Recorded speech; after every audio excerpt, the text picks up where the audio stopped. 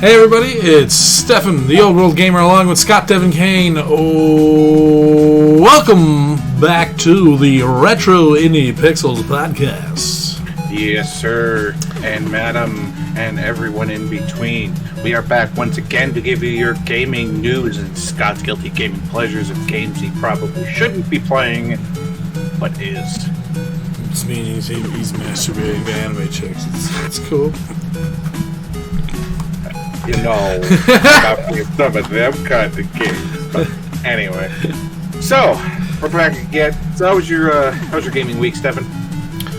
I did get to play some more Monster Hunter with Keylor and Secret, and nice. That was fun. It was a lot better than the one on Switch. At least that's what I found from my little bit of play that I got to have. But I'm looking forward to getting back to doing that again soon because, well, you know. Nice. Monster Hunter is like one of those games that it's like, I know I want to play it, but I know that if I play it, it's going to be one of those I'm not going to be able to put it down sort of games. Yeah. Because I love those gather-thons and killing the big monsters and stuff like that. So I'm like, I know it's good, but I know it's not good for me. You know it is a lot of fun. It's like, oh, there's a flower. I'll go pick. Oh, wait, there's a thing moving. Let's see if I can catch it with a net. It's right. It's one of those sort of things. But basically, my week consisted of basically just hanging out on my brother's stream. We played some League, Genshin Impact. I played a little bit more Mario 35. We're closing in on 100 wins and all that good stuff. So we'll definitely see more of that over the next little bit. And I'm, like I said to you earlier, I'm trying to get back. I'm just trying to get a hold of everything else in my life. Yeah. Most of my community knows about that, but for those who just listen to the podcast once in a while, that's what I've been doing. So I'm hoping to get back streaming again, but I've been hoping to get back streaming for like 3 years, so. Right. We all want to stream more than we do. Exactly. And it's like, there's that pesky life crap in the way. It's like, God damn it, every single time. Yeah, I mean, if life wasn't so goddamn good. Yeah. No, you have not. You have not. We have not. I was just about to get into that. And as always, ladies and gentlemen, we are unofficially sponsored by Jones Soda. We got, it looks like we got the pineapple cream soda over there with SDK, with Stefan over there. And I got myself the delicious beer. Don't get ahead of yourself. I got one of them too. I'm always double fisting. I got Wink. Let's do it. Hold on. We gotta check out what the inside of this cap says here. Oh, I've been wanting this like. You will soon be in the limelight. Oh.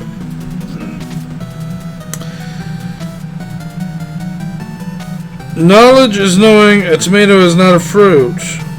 Wait, hold on, there's more. Why is it marked with like an X over it? Oh, knowledge is knowing that tomato is a fruit, and then... Wisdom is not putting it in fruit salad. Fruit salad, yeah.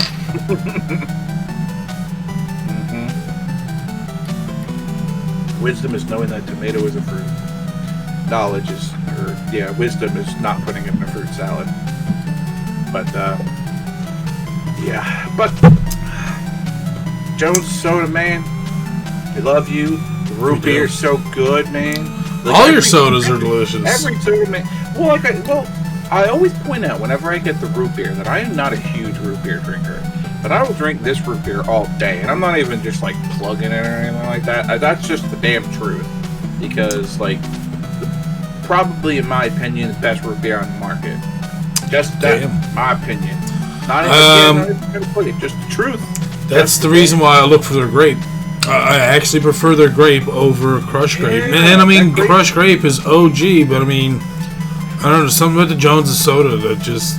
Yeah, that grape it's the cane sugar or something. I had the last week, and that was really, really, really good. Which one? And I had the grape last week. Yeah, yeah. Oh my goodness, that was super good. So So we love you, Jones Soda. Just recognize us, you know.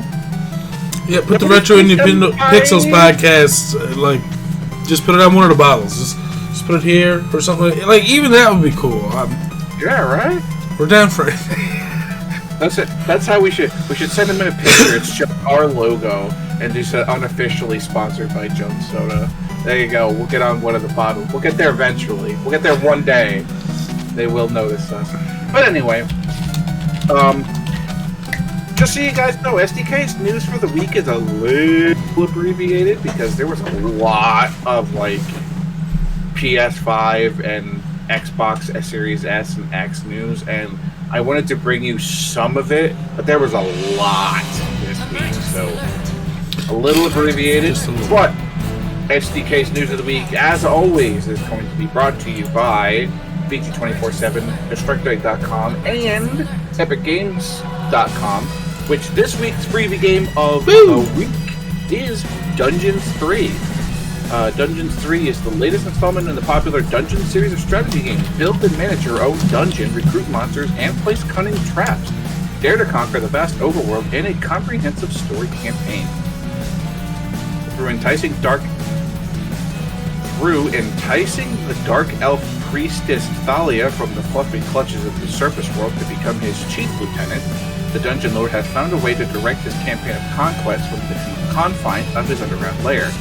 With Thalia on the front lines, the united forces of evil to support her, players will have to use every trick in the book to fetch those do-gooders of the overworld once and for all. Unleash your dark side by creating a unique underground dungeon with a huge array of rooms, traps, and scriptures.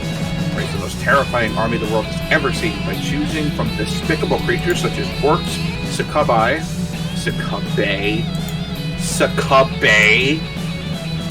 No, incorrect. That is succubi. That ends with an I, not an A-E. Stop it. Zombies, and much, much more. Then, once you have built your forces, emerge from the darkness and guide your army to the light of the overworld, where you will corrupt the land and dispatch anything even vaguely heroic, cute, or unicorn-shaped. And in a first for the Dungeon series, experience randomly generated levels so that no two sessions are alike. Never-ending fun for any evil conqueror. So, I'm going to be completely honest with you. I had not heard of this series before. No. But I'm super interested in this game. This seems kind of fun. I will agree with you, Scott. Everyone pronounces octopi, not octopi. Get the yeah, right? Succubi. It's succubi, not succubay. That's what when you get one of those. Or as they say here in Newfoundland, suck you by. Octonai. Octonani. Octonani. But yeah, this game actually looks super cool. Again, I haven't heard of this series before. Maybe it's... I mean, they're saying it's super popular, but like, maybe just because it's different. It's a strategy game, so Scott was all like, he literally made that probably sound. Probably that. But this actually looks super cool.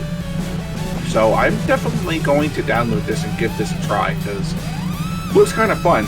Wow, look at all the DLC. Jesus Christ, Superstar. Oh yeah, there's a lot of DLC. And a lot of it right now on the cheap. Yeah, so, like the DLC bundle, which is like 5 or 6 different DLCs, is there for $11.99. And that's like, let's see.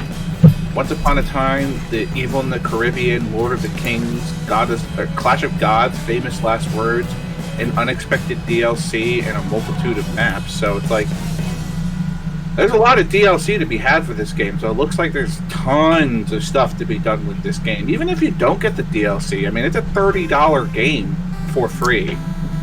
So, and like, the thought of like making dungeons and like being the evil mastermind that's like, hey, have you ever played D&D and gone into a dungeon and had to kill the evil dude in the dungeon? Now you get to be that guy. And that kind of sounds cool. Honestly, for what it's worth, I think this would be a game Fran would enjoy a lot. you know, making your own dungeon, being the evil overlord and that sort of stuff.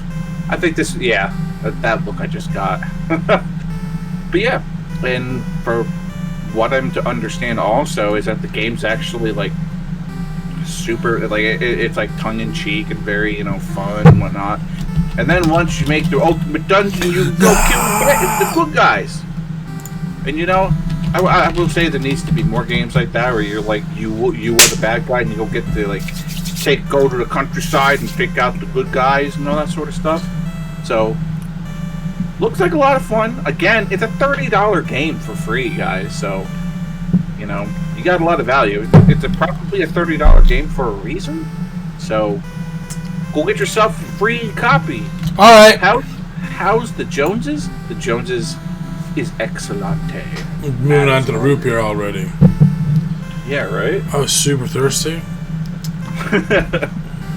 But, so anyway, on to my news from VG247. For those of you who play Among Us, players are going to soon be able to report characters more easily. Developer Inner Sloth is introducing an account system for its multiplayer Smash It Among Us. In some patch notes for a recently released update, the studio has said that this could be coming in the game as early as next month. It will be adding this functionality. Means that, whoa, that's a weird sentence. Means that it will be easier to report toxicity or cheating within Among Us. We want to be sure to talk about the cheating and hacking going on, Inner Sloth said. It was pretty bad there for a bit, so Forte pushed out a server changes really fast. This seemed to help a lot, but some cheats some cheats still work, and now there are bugs too. There will be more server updates to fix all of this, but rushing anti-hacks is what caused the bugs. So cleaning things up is a slower process. Also rest assured that any threats made in the game are false, and your devices and data are safe. If you see a hacker, ban them or find a different room. Inner Sloth is also looking to introduce a brand new Henry Stickmin-themed further translation and localization, as well as more support for colorblind players. That's certainly a reasonable addition for a game in which color is super duper important. In the recently released update, the studio has also added the option to vote anonymously, with polls showing up in gray, as well as taskbar modes. These were all teased in a beta that launched in the middle of October. So, alright, so far I think I've been pretty lucky with this game, that I haven't really seen much hacking and that sort of stuff, but I also, like... Have you played? Among Us, yeah. Oh, okay. Yeah. Normally I play it with my brother's group, and we're usually, like 8 to 10 people strong to begin with, but, you know, this game... So, I have not been subject to the hacking and that sort of thing. But, yeah, I don't know. Like, I'm not a big fan of the whole, like, if you see a hacker, just leave and do something else or go somewhere else. Like, alright, but cool and everything, but, like, there should be, like, a quick way to go, like, you know, go to a thing and, like, hey, report this person, quick, blah, blah, blah, there you go. That's what was happening. So, the quick answer of just boot them or play with someone else, but they are working on it, so I guess that's fair. They're introducing a brand new Harvey Stickmin theme.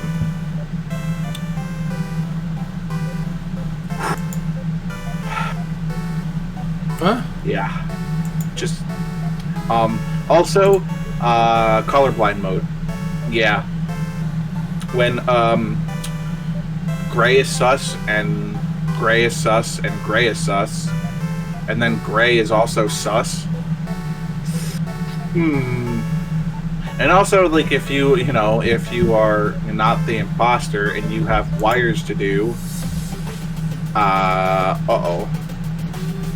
you know, so, like, a quick colorblind mode, like, fix, you know, obviously it's just, you know, making sure that there's icons or, like, stripes or something like that on the wire so that, you know, colorblind players will be able to, you know, differentiate between those things a lot easier, you know, being like, oh, this is a gray, this is a darker gray, and it's like, no, just make it so that it's a lot easier for them to be able to see.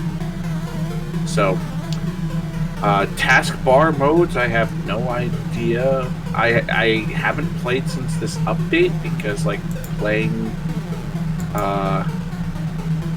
did you make it? Cool. Yeah. Sorry, I just got messaged by something important, so excuse me for, like, I had the brain fart. So yeah, for the Among Us players, you guys are going to be able to report a lot easier coming relatively soon, probably as early as next month. So, and that will be like December, I'm guessing, since this was an article in early November.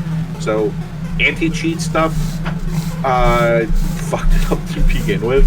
So, like, yeah.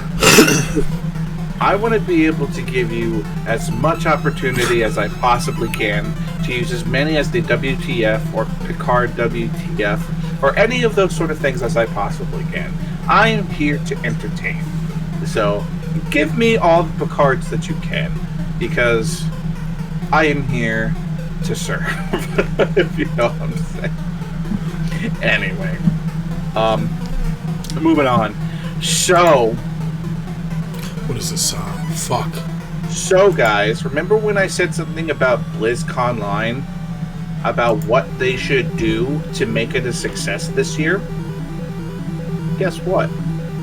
The next BlizzCon will be entirely free to watch online. Somebody pick up the damn phone, because your boy called it. Dude, that's all we ever do. Pick up phones? No, fucking to call everything. Yeah. It's like literally just be phones. like, What oh, well, this is with going to you? happen, and that's going to happen, and that's going to happen. Oh, by the way, SDK and OWG were right. What a surprise. It's like the big companies watch us from the background. It's like they're all the lurker bots, and they're just like, give us ideas. We need all of the juicy information. Other than that, there's like some like people working are just like, oh shit, what new idea they're gonna give me to bring to the boss today? Yo, did you hear what those guys in the podcast said? We should do this for free. And all the ideas that they said? Good idea. The upcoming and awkwardly named BlizzConline will be entirely free to attend. That's according to Blizzard President J. Allen Brack, as spotted by PC Gamer, who said in a fireside chat video that the company's annual convention wouldn't be physically taking place this year thanks to the COVID-19 pandemic, but would be returning digitally next year between February 19th and 20th. Unlike previous years, where attendees had to pay $40 to watch the bulk of the show online, this time around, it will be free of charge. While we won't have a physical show this year, we're very much looking forward to BlizzConline early next, Allen Brack said. We want it to be a big virtual celebration, so BlizzConline will be free to watch and engage in. The exec said that there will be cosplay content as well as art and storytelling competitions. Previous BlizzCons have taken fans behind the scenes with panels as well as esport events. Earlier this year, the company said that it wasn't sure what it intended to do for BlizzCon 2020 or whether it was even feasible. Fans will likely be seeing more of Blizzard's upcoming titles like Diablo 4 and Overwatch 2. One thing is for certain, it's unlikely that StarCraft 2 will be making an appearance, as Blizzard said last month that it was halting development on the RTS. Overwatch lead writer Michael Chu departed the company in March of this year. In August, Blizzard employees complained of pay disparities at the firm. So, those are just like little, like, these are the other things that are happening with Blizzard. Hey, you're gonna get to see it for free. People are complaining about Blizzard. Sheesh.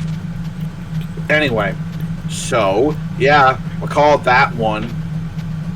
I told you that's exactly what needs to happen this year. Okay, so like,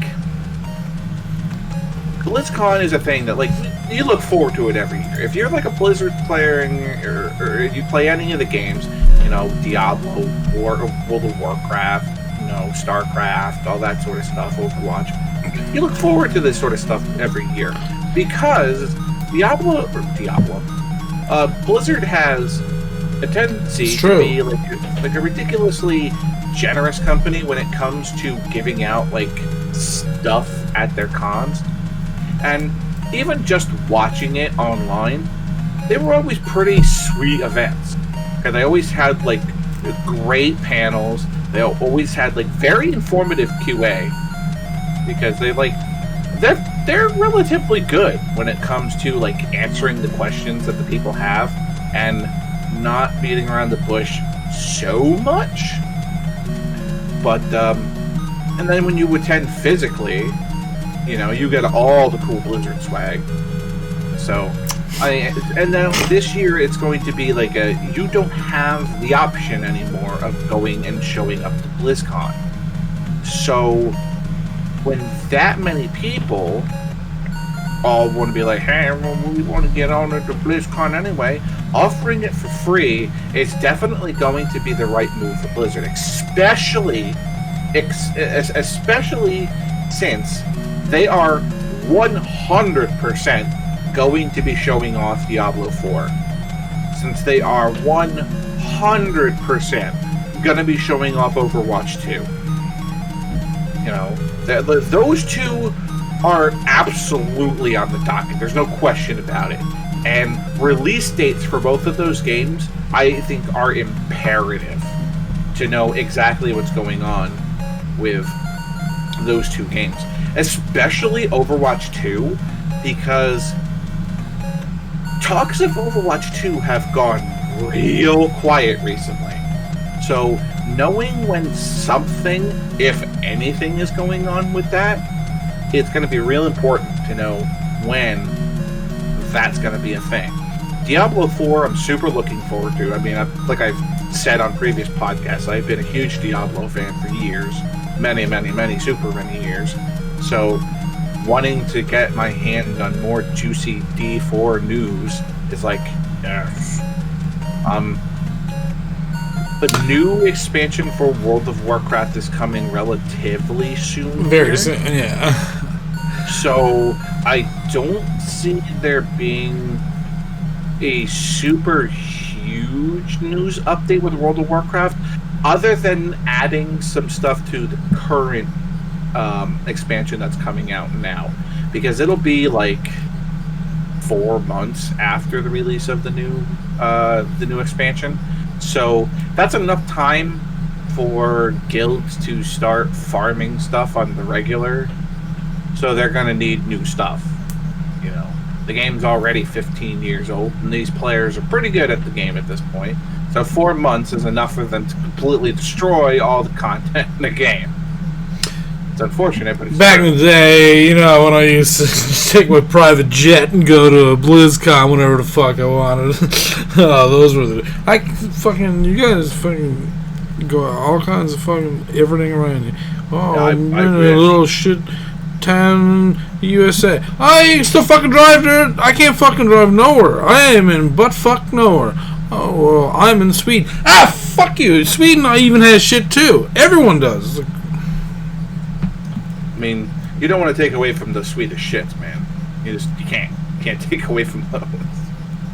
But yeah, SDK called it.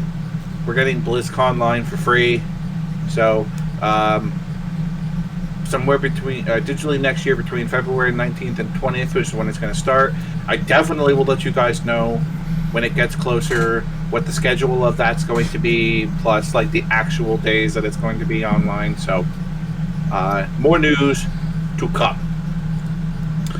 So moving on, League of Legends turn-based RPG Ruined King is coming to PC and consoles early next year. Riot Games has narrowed down the release window for the first League of Legends spin-off. Ruined King, a League of Legends story, was one of several series spin-offs announced last year. Like all of the announced projects, Ruined King is being developed by an external partner and published under the company's Forge label. The game is coming to PC, PS4, Xbox One, and Switch in early 2021. It will also arrive on PS5 and Xbox Series X a little later, and all owners will be able to upgrade their copy for free. Airship Syndicate is handling development duties of the turn-based RPG. Rune King is set in the League of Legends world of Runeterra. It is the first single-player game with the LoL name. Airship Syndicate is, of course, developer of the critically acclaimed Battle Chasers Night War and Darksiders Genesis. Rune King sees a number of League of Legends champions teaming up over the course of its story, namely Misfortune, Ilioi, Braum, Yasuo, Ahri, and Pike. The adventure will take you to Bilgewater and the Shadow Isles. So, I'm kind of happy with this. Like, I'm super happy with this, because League of Legends, when it first came out, and we're talking about, like, a long time ago, like, when you had to install the beta using a CD. You couldn't just get it online. It was, hey, you want to play League of Legends in the beta? Here's the CD for it. Like, what? There's no online thing? No, it's just, it's too early time in the world. You can't. You know what I mean. But one of the things that I really enjoyed about League of Legends when it first came out was that they really cared about the world they were building of Runeterra.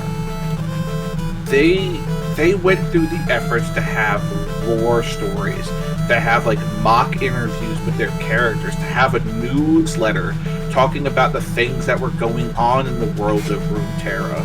You know, building a world and, you know, building the characters of that world. And people didn't care.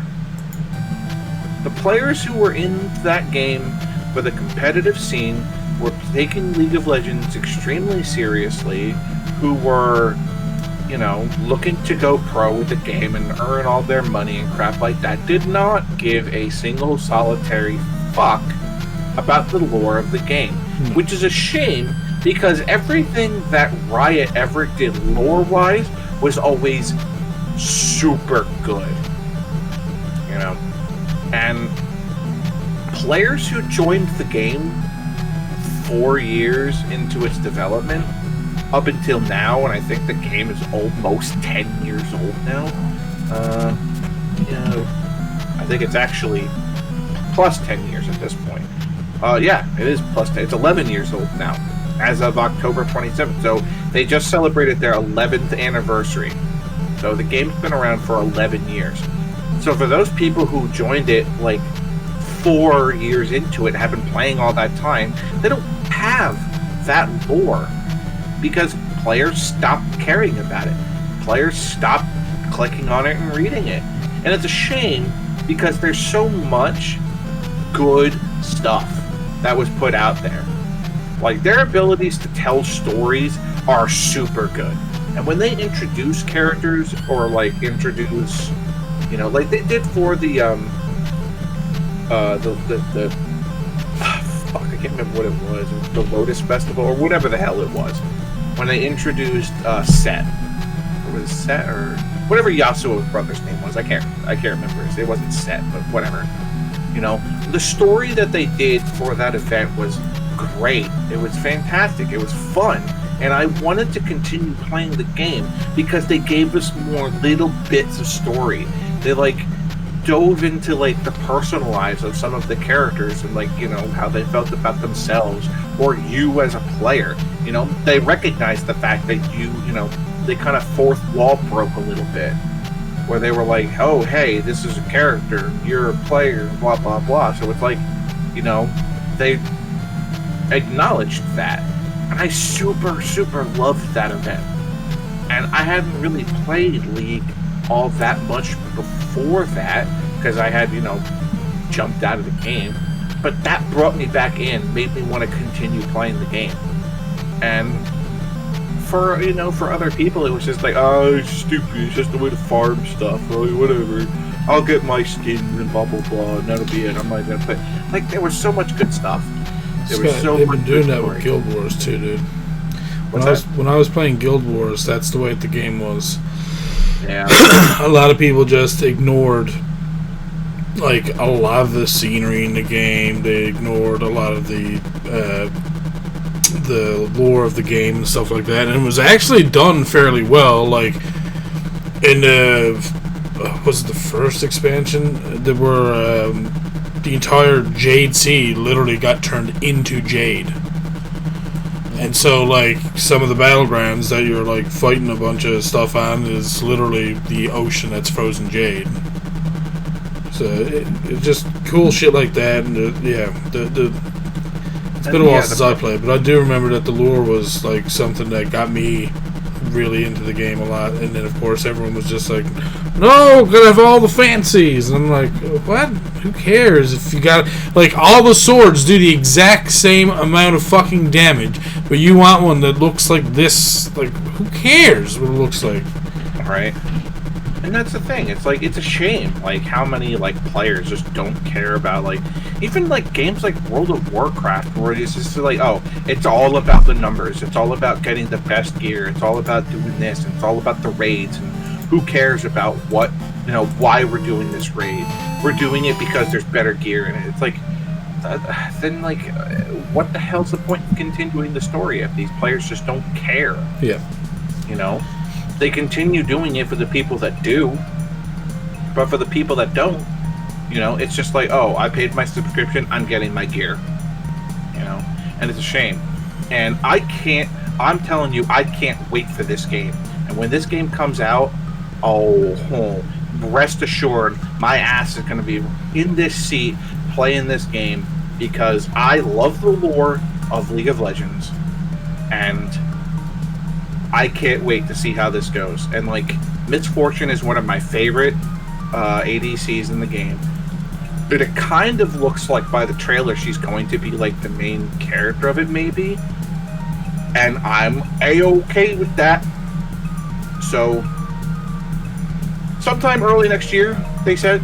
So, when that gets closer, I will let you guys know. SDK is going to give you guys his weekly Genshin Impact talk. So, we have most of the news about the 1.1 patch that's coming up, like, in a few days. So, Genshin Impact Update 1.1 will be released November 11th, and it will add new quests for playable characters and a reputation system.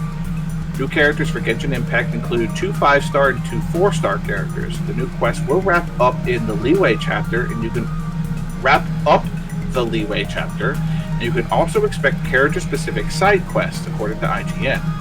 There will also be a seasonal event called Unreconciled Stars, which will run for 2 weeks.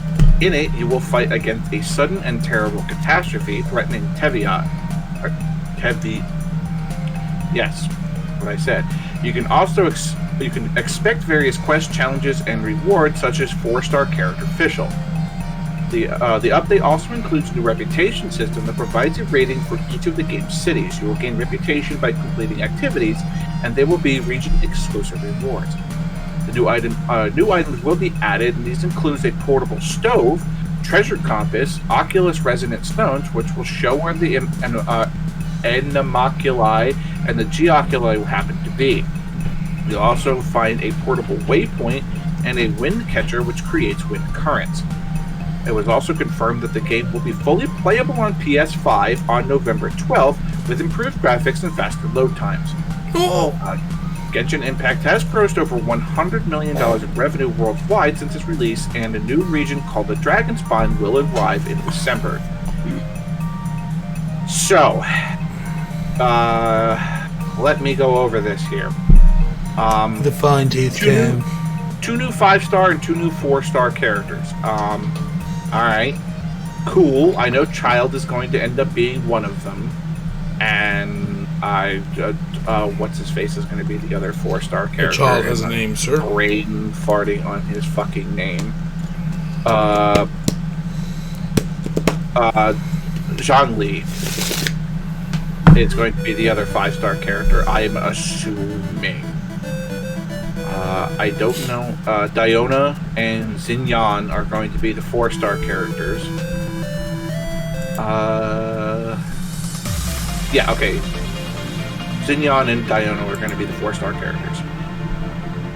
I mean, cool. Xinyan looks kind of neat. She looks like she's going to be a bard, I guess. Kind of like, I mean, not barf. What's that? She just barfs everywhere. She's a barf. Bard. Oh, sorry. I hit the D instead of the F in my head keyboard. I mean, they're right next to each other on the keyboard. Exactly. So, but I mean, these characters kind of look cool. I mean, we've already built and Zhongli. It's time to get the wheel final spin. But anyway, new seasonal event called the Unreconciled Stars. Good, great. I'm glad that we're going to be getting something to do, because like we've kind of hit that wall where we're running out of things to do. You're going to be getting when it's done, you're going to be getting Fischl for free. Yeah, Fischl is like one of the best archers in the entire game, so you got that going for you. So the reputation system, I'm not a big super fan of, because it sounds like it's going to be exactly the same way World of Warcraft does their reputation system, where it's going to be do things for, you know, Mondstadt, you get Mondstadt reputation. You do stuff for Liyue Harbor, you get reputation for Liyue Harbor. And it's like, oh, and like the more you do, you're going to be renowned, and you're going to be popular, and you're going to be this, and every time you do that, you get stuff free, or you get, you know, discounts in the city and stuff like that. It's probably going to be exactly the same. So, like, there's nothing new there, so, yeah, whatever. I guess it's okay. Again, it gives you something to do, but I kind of would have, you know, just appreciated, like, more story quests. Just saying. So, new items being added. A portable stove. Oh, now you can cook food. Being able to cook anywhere you want. Sure. I guess. It's a convenience thing, so it's not necessary, but it's cool. Treasure compass. Thank you. We need that. Having to, like, go out in the middle of nowhere and glide and hope you can find chests, it is such a pain in the ass. Being able to just be like, oh, turn on your treasure compass, oh, there's treasure this way. Cool. Now at least I can direct myself and not have to mindlessly just fly around the entirety of Teviat hoping I find things. Cool. Oculus Resonant Stone, to show where the Animoculi and the Geoculi are. I'm mad because, one, this is a thing that, again, this is another Breath of the Wild thing, where you had the thing in the, oh, fuck, what the hell is it called? The cell phone thing, God damn it. The Sheikah Slate. Durka. The Sheikah Slate, sorry. That directed you towards the shrines. Same thing here. It's the same general idea. It's going to do the same thing. It's going to be like, oh, there's a Geoculi in this direction. There's a, you know, Animoculi in that direction. Because one of, like, the main, you know, quests that sat in my inventory for, like, 2 weeks was find every single Animoculi, or not Animoculi, Geoculi in this giant region. And there's 131 of them. So, that's a lot. You know, it's the same thing as, like, the Korok seeds in Breath of the Wild. It's such a pain in the ass, and trying to find them all. Blech. Portable waypoint. Good. Again, we're just going to plop it in front of the Geo Cube and not have to worry about that anymore. And then a wind catcher which creates wind currents. For those of you who didn't pull Venti, now you have a portable Venti. Just for you, Brimley. What? If you pull Venti, you don't need it. You know? So, like... I mean, Venti's a 5-star character, so, like, obviously not everybody has him. No. SDK doesn't have Venti. SDK doesn't have the dude he wants to begin with, so, you know. I will be getting D-Luke soon, I swear. But, anyway. There's a lot of quality of life upgrades for this game, and I think a lot of people are going to be happy with it, especially that treasure compass. No more mindlessly running in circles hoping to find one thing in giant areas. Cool. Alright, so moving on to my news from Destructoid.com. I have two things to talk about the PS5 this week, and this one's troubling. The PlayStation 5 won't have expandable SSD support until a further update. Bear along with me. It's very easy to add more SSD storage to your PS5. It's not quite as simple as the Xbox Series X is letting you pop in an expansion card into the back of the slot in the back, but it's not too intimidating. Sony's teardown video of the PS5 revealed that removing the side panels allows access to an M2 slot for installing your own SSD. This thing. Oh, nice! Unlike Xbox, it won't require a proprietary drive. However, that's not all good to go on November 12th. In a statement on The Verge, Sony confirms that the M2 slot is useless at launch. This is reserved for a future update, Sony comments. There is no specific window as to when the PS5 will support expandable SSD storage.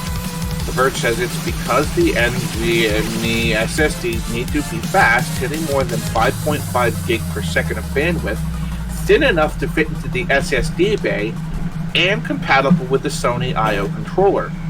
It's unclear if Sony has started testing yet. However, PlayStation's Mark Cerny had sort of set the expectations that SSD expansions wouldn't be included at launch. Back in March, he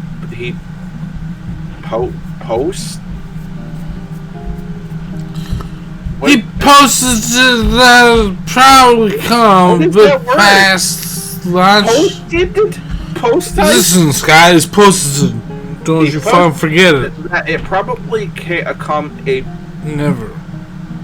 It'd probably come a bit past launch. We don't know how far past November 12th we're looking at, though. That's not to say that the PS5 doesn't have any expandable storage. It still supports USB HDD storage right away. That won't deliver the next-gen speeds that both the PS5 and the Xbox Series X are using as major selling points, but at least it's a place to keep your games without uninstalling them altogether. But for a big add-on SSD that makes good on all the PS5 promises of super fast loads, you'll have to wait a little longer. Oh. All those dudes out there are PS5 speeds. This is not a good look. This is not good. And this is not something we should be learning about, like, less than a month away from its launch. We should not be learning that the SSD storage slot in the PS5 isn't going to work. Scramble. You know? This is... So... You notice someone's going to, like, crack open the PS5, like... Within like less than a month, they're gonna be all like, "Oh, by the way, Jimmy, this into my new PS5, and you can do this now." And everyone will be like, "Thanks, buddy." He's like, "Save your PS5 for only the low price of $300. I can install this and Jimmy rig it for you too." It's gonna be another 3DS capture card all over again. Bullshit.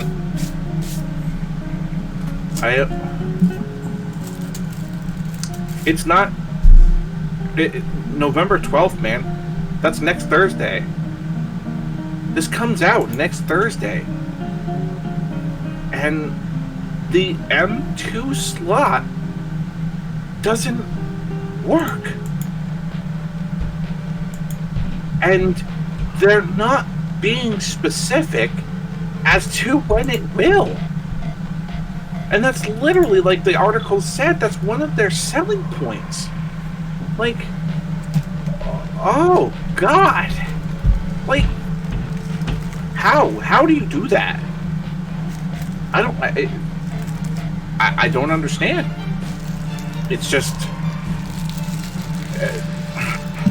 I got nothing, man. I got nothing else.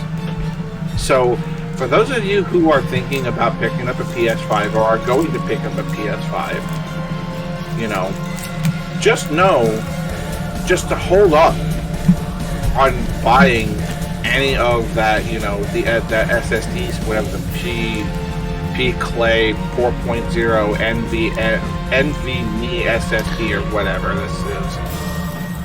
Just chill. What he's saying is, don't get an M2 SSD card yet. That. And Wait, Rimley, are you from the future?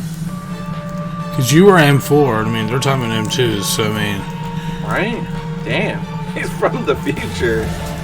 Anyway, moving on to... And speaking of picking up your PS5, Sony has revealed that PS5 launch sales are going to be online only.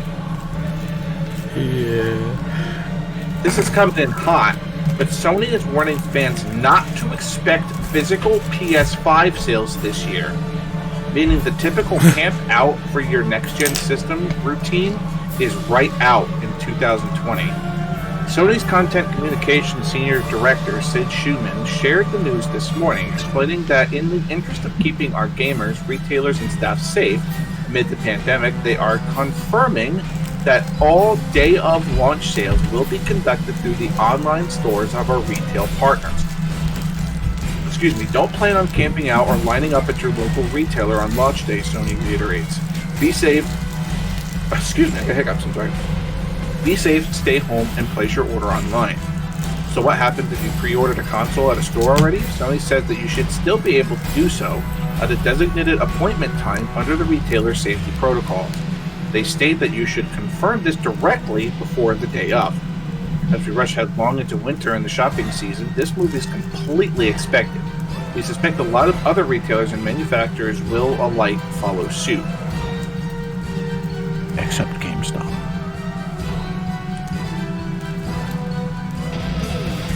Okay. So, Stefan. Let's theoretically say that you order your PS5 online at your local store. Yeah. Comes release day. You have set up with your local game store that you are going to pick up your PS5 at X time, right? What is... how long does that take? 30 seconds? Yeah. Well, I don't have a teleportation system to get it stored that fast, but... Well, I mean, like, when you... Like, how long does it take you to be in the line, pick up your PS5, and go back to your car? 30 seconds? They're just gonna hand you a box and be like, here you go. You hand them your receipt. You're like, here you go, here's my order. And they're like, yep, you have an order. Here's your PS5. Have a good day, sir. What's stopping people from just lining up for that? Do you honestly think that these companies aren't going to be like, all right, well, we have 1,000 orders of these PS5s in only 8 hours. Do you honestly think they're going to schedule these things 5 minutes apart from each other? Oh, hell no. They're going to be like, these 100 people show up at 5 o'clock. These 100 people show up at 5:30. These 100 people show up at 6 o'clock. There's going to be lines anyway. So what the hell difference does it make? These people are all going to be showing up looking for their launch day consoles. And they're going to be lining up at the door to do that anyway. So what purpose does this serve? I mean, maybe they will have an option where it gets actually mailed directly to you. I mean, sure. That makes sense.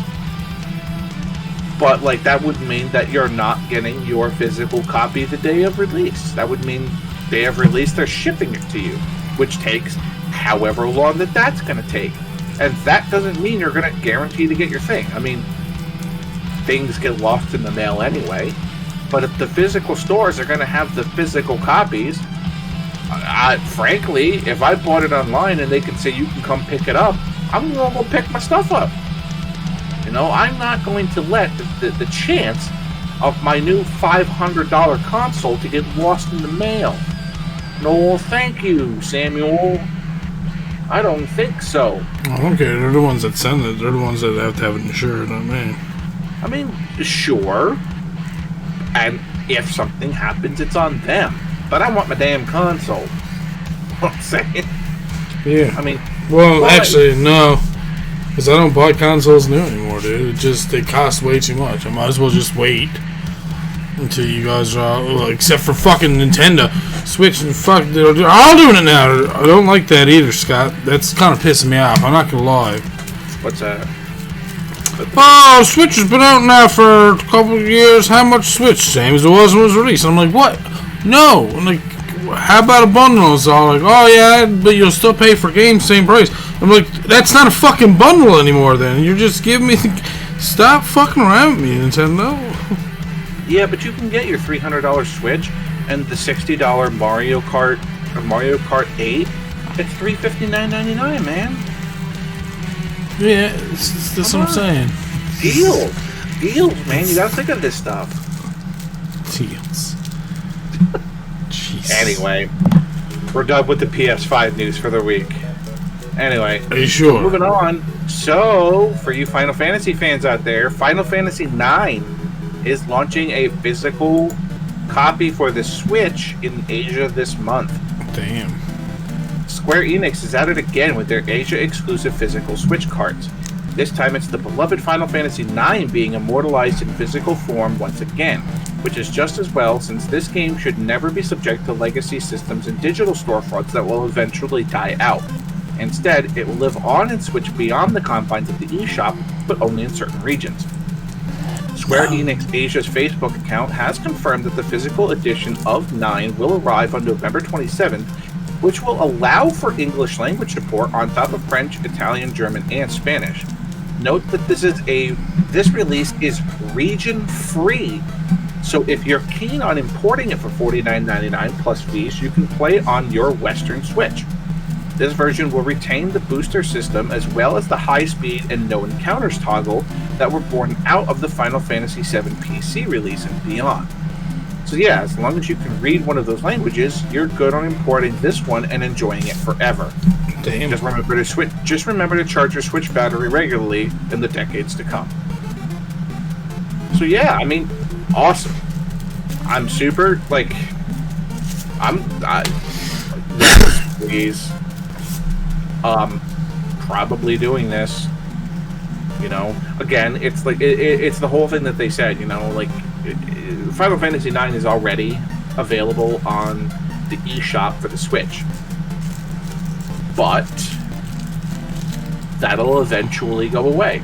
So that once you have this physical copy of it, you don't gotta worry about that anymore. You'll be able to play that whenever you want. Also, the fact that it is going to have English, French, Italian, German, and Spanish support. Nice. It's not bad, no? So, again, you're going to have to probably try to figure out how to get it into English language to begin with. But I'm assuming you could probably, like, one of those Google Translate things, you can just hold the phone up and be like, what language would you like this game in? What's the tab there?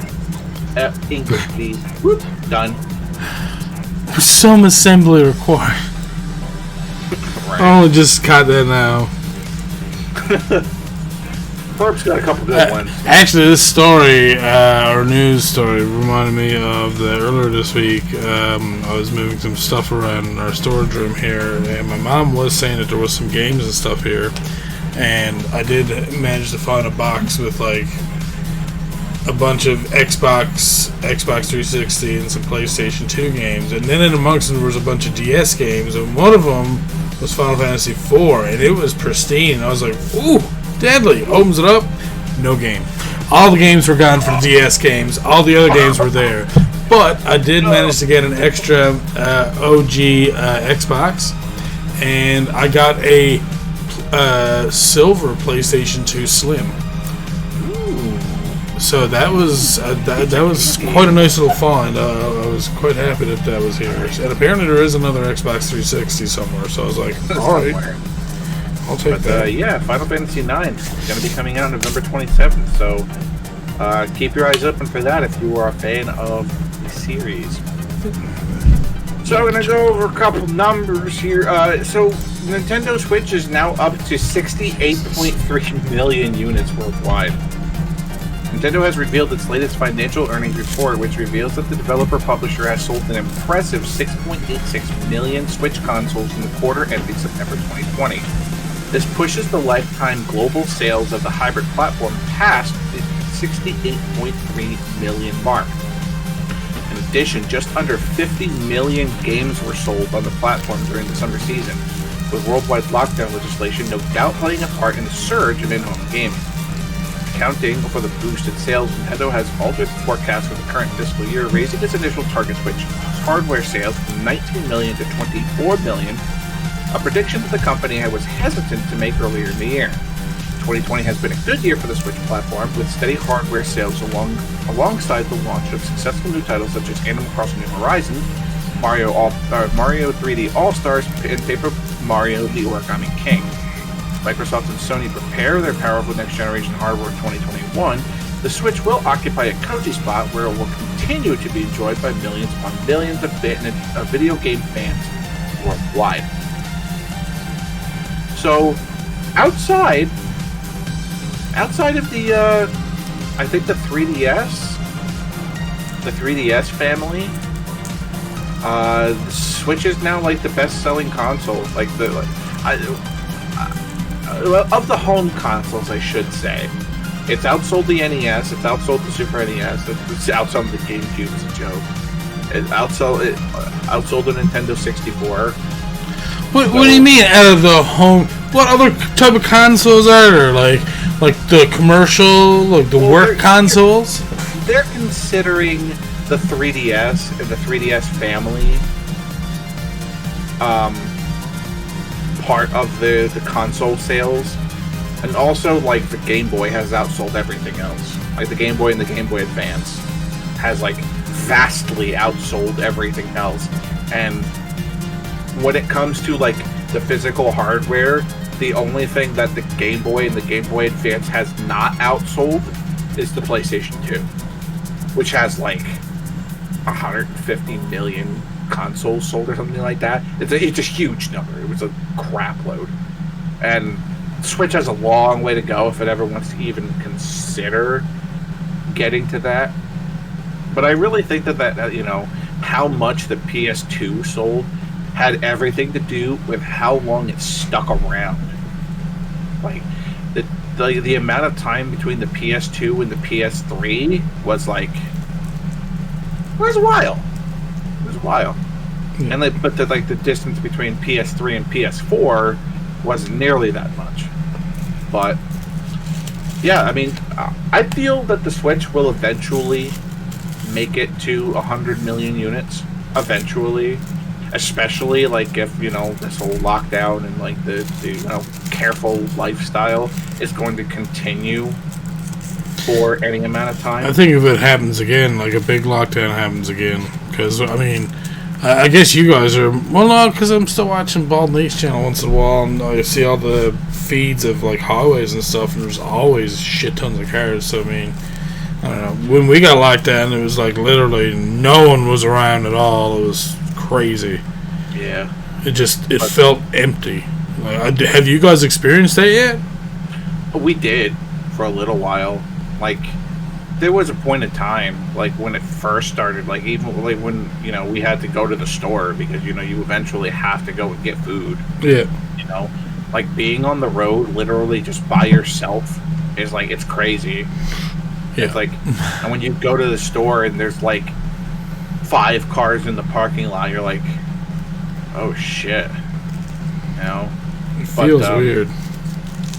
But yeah, I mean, I'm not saying that it will happen again. I'm saying that there's a chance of another lockdown happening. Mm-hmm.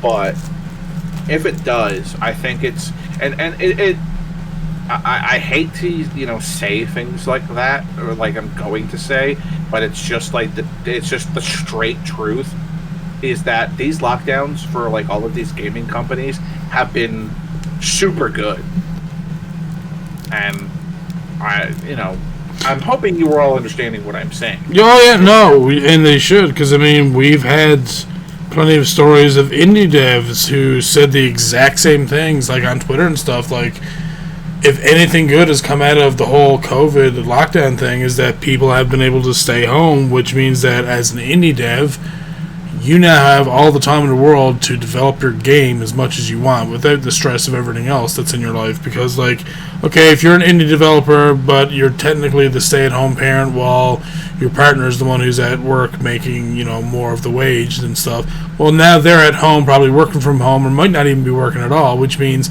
now you're not doing the stay-at-home parent thing because they're there. And now you have all this extra time now where you can just start, pumping that game. And that's exactly what I was reading. It was that kind of story, was that their partner was actually home and they could actually get a lot more done, and that's why they actually got a game out this year as compared to like waiting another 2 years. Yep.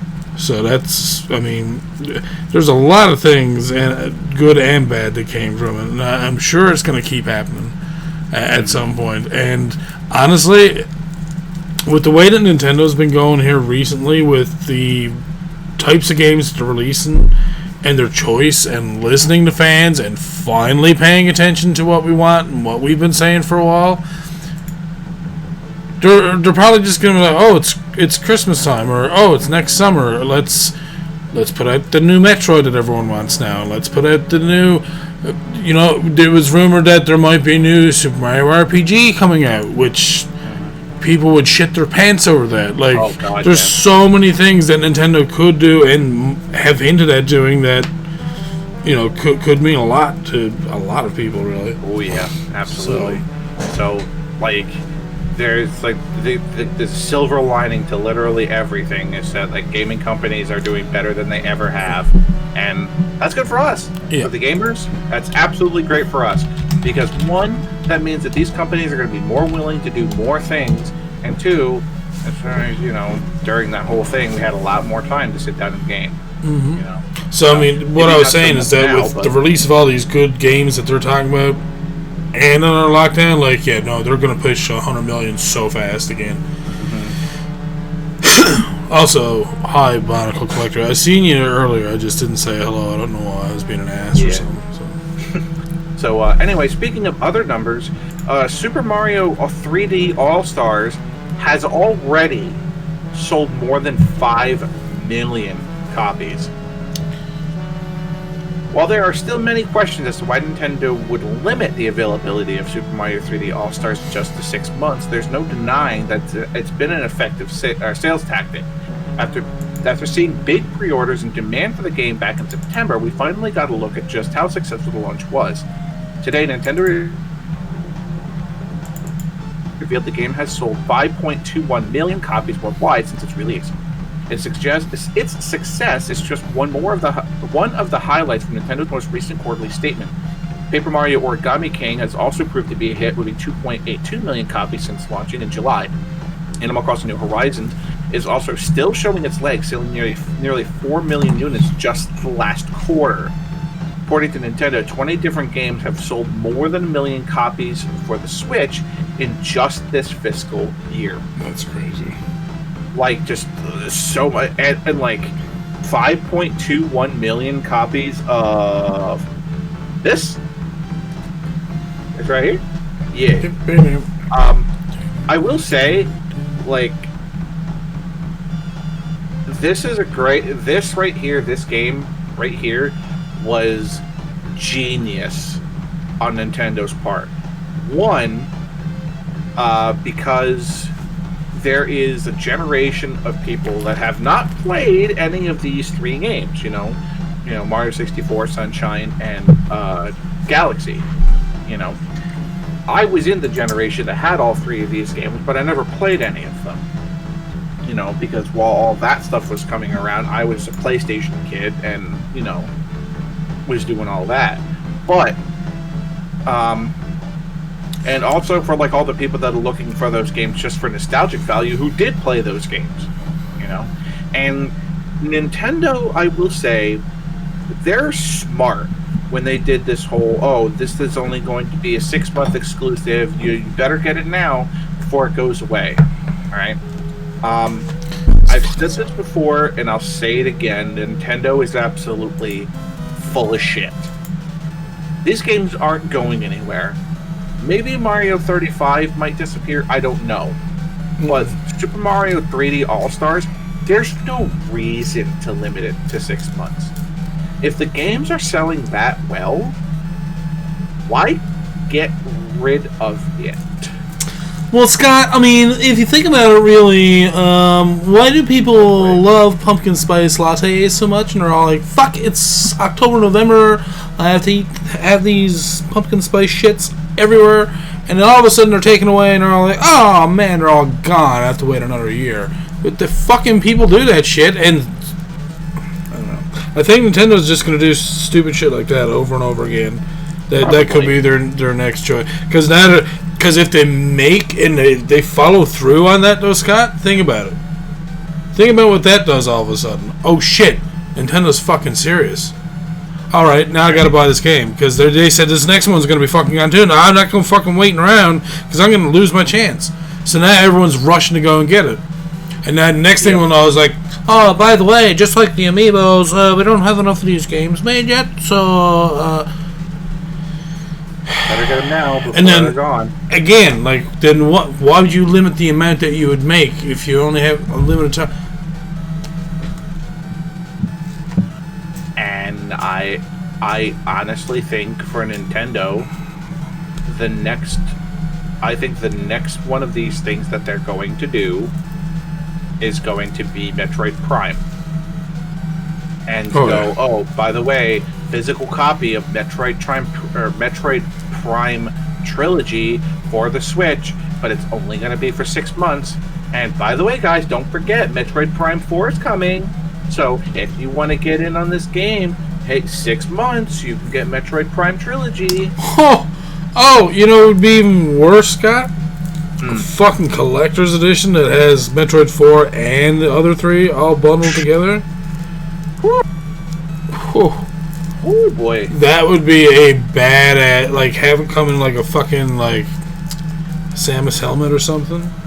Yo, imagine having a physical tin where you open it up and there's Metroid Trilogy on one side and then Metroid 4 on the other, or Metroid Prime 4 on the other side. I would pay the money for this. I would pay many of the money for this. Scott, we fucking did it again. Oh no! Nintendo's gonna do that now. You know that. Listen, all right, Nintendo. I know you're listening. I know you're listening to me right now. When you do this, I demand my free copy of it because I gave you the idea. That's bullshit. Yeah, I said there was a collector's edition. Step 2. Myself and Old World Gamer, the two of us, get free copies of it, and you guys can do whatever you want with it. So here's the thing: you're gonna have a little tin. You're gonna open it up. All right. You're gonna have the Switch version of Metroid Prime Trilogy on one side. You're gonna have Metroid Prime 4 on the other side, and then and then the tin itself, it's going to have like one of those raised tin things, but it's going to be a picture of Samus on one side, and then you flip it over to the other side, and then there's a Metroid on the back side. Oh, it's not going to be a Dark Samus? Oh, good idea. Good idea. Dark Samus instead. No Metroid, Dark Samus. See, and if it's a collector's edition, Scott, you gotta have something special with it, dude. Like maybe the little jar, maybe like a little like small jar with a Metroid in it. Listen, we don't need any more jars. We don't need any more jars because, like, if we get more jars, then M4 is going to be able to send out more stuff to people. We don't need that. It's a sealed jar. we don't need any more jars for M4, man. Just don't give him ideas. But yeah, I mean, it's in a cool collector case so that you can display either side of it. You want to display Samus, or do you want to display Dark Samus? That would be cool. I'll put that on my collectible wall. Absolutely. But Nintendo, all we ask is that myself and Old World Gamer, we get copies of it for free. You guys have the idea now. I mean, I can take it a step further. Make the regular Samus, like, if it's dark, it's already all lit up and stuff, like, around the exterior. But if it's on the dark Samus side, then maybe it's like a little glow in the dark kind of thing. See, we're gonna keep adding. Anyways, sorry. Yeah, no. But, carried away. My bad. Yeah, I mean, so this is like. I think on Nintendo side, like it's a dick move, but it's a genius business move. Right? And being like, oh, you only have 6 months to pick this up, and it's already sold 5.21 million copies. So imagine when we get down to the end of the cycle of it, and it's like, oh, by the way, you only have 1 week left to buy these games before they're gone. Imagine how many more copies are going to sell in that 1 week. Oh my god, I didn't even think about that. People are going to scalp the shit out of them. People thought it was bad when it first released. Oh, wait until it's done. Oh my god, I didn't even think about that. Absolutely. Oh, gross. Get your hands. I mean, dude, it's smart though, because you can be like, oh, I'm going to get myself 4 copies of the game for however many, it was $40, and then when it's off the shelves, just slap those things on eBay for $100 a piece. Oh, can't get these anymore. Yep. Anyway, so moving on. So AGDQ. Oh, fucking you! Moving on. This is bullshit. I know. I'm sorry, but I have to talk about it. AGDQ has revealed its schedule for its 2021 event. Awesome Games Done Quick is getting set for its 2021 iteration. The organizer of the annual speedrunning marathon has released a tentative schedule for the event, revealing over 150 titles from the pantheon of gaming, all being played in efforts to raise money for a worthwhile cause. The AGDQ 2021 schedule includes a huge list of great titles, old and new. In attendance will be GDQ mainstays from The Legend of Zelda, Sonic the Hedgehog, Super Mario Bros., and Metroid series, alongside games making their GDQ debut. These include Supergiant's Hades, WayForward's River City Girls, and Activision's Tony Hawk Pro Skater 1 and 2. Also on deck are selections of fun and unique retro titles, such as Mr. Bones, Snow White, Happily Ever After, and Roller Games. As was the case of the summer's SGDQ 2020 event, AGDQ 2021 will be an online affair, keeping all runners and staff safe, socially distanced, in response to the ongoing COVID-19 pandemic. The week-long event is expected to feature giveaways and competitions alongside hours upon hours of awesome gaming action. All runs will be broadcast live over the official GDQ Twitch channel. Proceeds raised by generous viewers will be directly donated to Prevent Cancer Foundation, with which GDQ has long been a benefactor. Earlier this year, AGDQ 2020 raised a record-breaking $3.1 million for the cause, so here's hoping the 2021 event will be every bit as successful. AGDQ 2021 takes place January 3rd to January 10th. You can check out more details on the GDQ website. So there's a lot of... I went through the schedule. There's a lot of like games that I'm like, what the hell is this, man? I don't understand. But one of our own, unfortunately, and I think it is a damn crime that somebody's Bombermans didn't get accepted, because you ever seen this guy play Bomberman? Guy's pretty good. I have done a couple of events before for Bomberman, and I never had an issue. So I mean, I could have gave him real better times, but I think I just put it a little bit over just because I was more afraid, because it's GDQ. Fucking, you know what I'm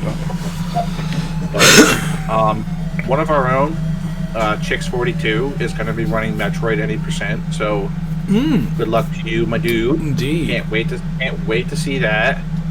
But again, no Super Metroid. Why? Like, if there's anything, of all of the games... Oh, because JC probably didn't put in for this, boss. It's like, if of all of the games that GDQ has ever run, that has generated the most money for a single game for a single cause. It's save the animals or kill the animals. It's the same. It was every single time it was run, there would always be a huge donation train going towards those things.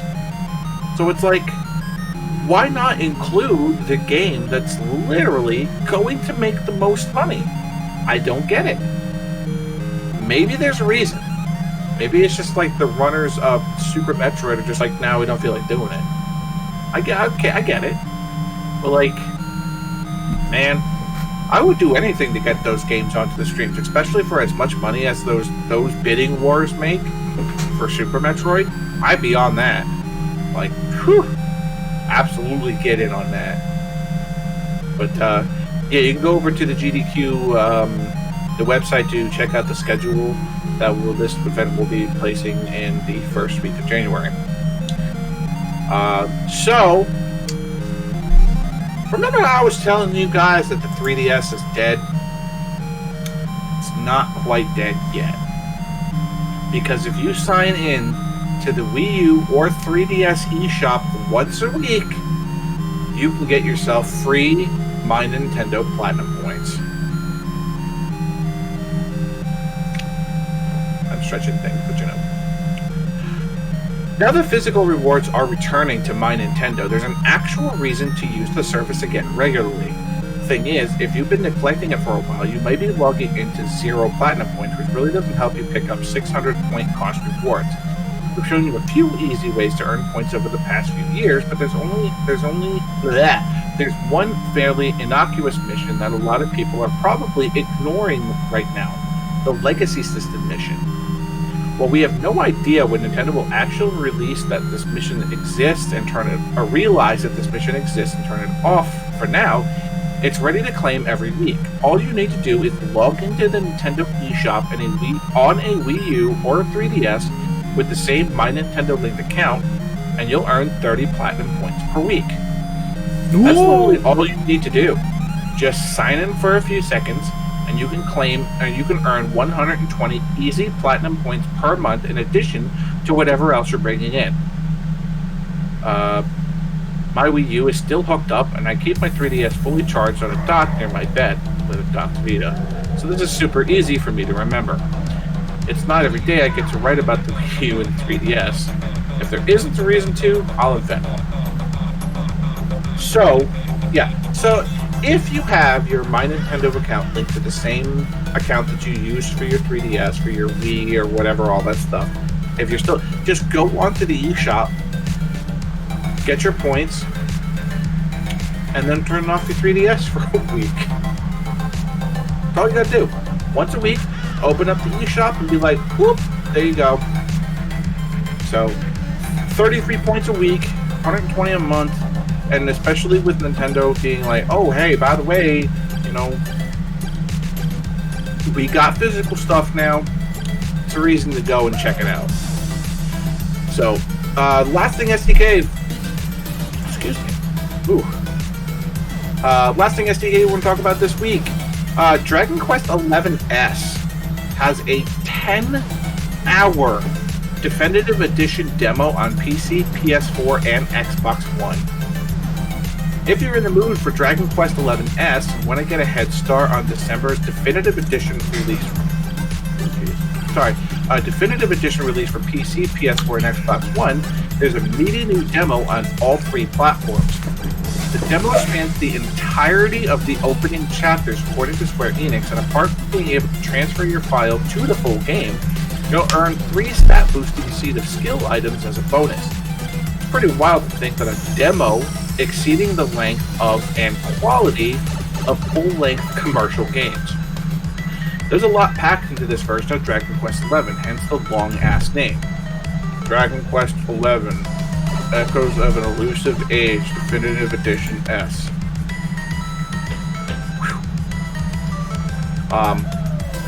This improved port of the Nintendo Switch game runs better and has all of the previous niceties, like the orchestrated soundtrack, the ultra-fast speed toggle, Japanese Japanese VO, not voice actors, Japanese VO, and the nostalgia including top-down 2D mode. things get a little funky when you look into the side-by-side comparisons of Dragon Quest XI, the Switch edition, and the definitive edition release, but I think the pros far outweigh the cons. 10-hour demo, like, they're talking about like this having like a demo that's longer than some of the actual releases of some of the games, and the beginning area for Dragon Quest XI definitely takes that long, because Dragon Quest XI is a huge game, and I don't know if my VODs are still up for it, because I don't know how far back those things go, but I played the entirety of it on stream, and I'm pretty sure I went over 90 hours in this game. I'm like relatively sure I went over 90 hours. But I will say, if you've not picked up Dragon Quest XI yet, and you are a fan of the series, you must. Listen, Scott, I don't have all the fucking money in the world to be buying AAA titles all the time like you, alright? I know. Of all of the Dragon Quests that I've played, 11 is by far the best. I mean, it could have went with, like, shitloads of less Sylvando, but, Sylvando excluded, it was an amazing game. It was super good. It made you love every single character in the game. Like, oof. Did I like... There was a certain point in the game where it was just like, oh, this happened. Huh. Grown man feels? Alright. But it's really good. Like, even if you're just a regular RPG fan and you've not played any of the Dragon Quests before, 11 is definitely worth every dime that you spend for it. Especially the definitive edition, which has like upgraded the music to like the Japanese or the Philharmonic or Japanese big orchestra thingy that like I can't make the words come out of my mouth right now. I apologize, but the everything in the game is great. The music is like so good, so amazingly good. The story is amazingly good. I mean, the fact that they, the game is so popular and so good that they're like, oh, the main character of this game is now included in Smash Brothers. If that doesn't say anything, then I don't know what does. So, 10 hours of demo for you to try this game and absolutely fall in love with it. So, give it a try. That's what a demo's for. You get to figure out whether you like the game or not. So, but anyway, that'll do it for SDK's news portion of this week. And as always, I will pass the torch off to the one, the only, the man of the hour, Stefan, the Old World Gamer. Well, maybe this hour, potentially. I mean, an hour. Scott's all like, oh, Mom. The man of the next potentially 60 to 90 minutes. You know what I'm saying. He's like, I don't have much in regards to news this week, and he still managed to go for like an hour and 20 minutes. Okay, so I always do, like, the first time around, I'm always like, alright, I know what I'm going to talk about, but like this week I was just like, oh boy, this is going to be a rough week. And then I went over it like the second and third time, and I'm like, alright, I got something to talk about, don't worry. But if there's anything that I would ever talk about, ever tell anybody about, that I would go out into the streets and let everybody know about, it would be my favorite portion of the podcast, your favorite portion of the podcast. It should be every person on this planet, every man, woman, child, dog, ferret, cat, bird, great white sharks, should be their favorite portion. Stop looking at me like that. I'm doing my segue. Don't judge me. I'm being judged for my segue. A lot of people in Florida feel you, dude. It's the best of Steve. I want to see a video of Scott out on the streets telling people like, "Oh, hey, by the way, have you ever watched our podcast, especially in Best of Steam, and get your indie news from all the games you want?" They're all like, "The fuck are you on?" Oh, I'd watch that. Listen, Steve. I try, man. I try to make my segues as good as I possibly can. But then I'm like doing my segue, and I look over my computer, or I look over my monitor, and there's Fran like giving me the "what you talk about, Willis" look. I'm like, God damn it! Just don't make yourself Willis. All right, so Best of Steam. We're starting out with a game called Shiro. Shiro is an adventure platformer in which you have to find your missing sister. Oh. I like the looks of this one. Adventure, action, platformer, action, adventure. That's the first two tags. Get new ones. Alright. Watching that trailer. It's not out yet. It comes out November 6th. Yeah, tomorrow. Which is tomorrow, yes.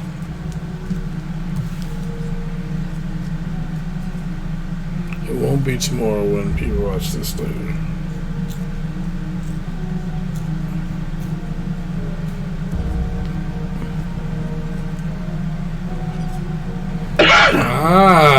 Donkey Kong Barrel's the game. Right. Plus some Metroidvania stuff.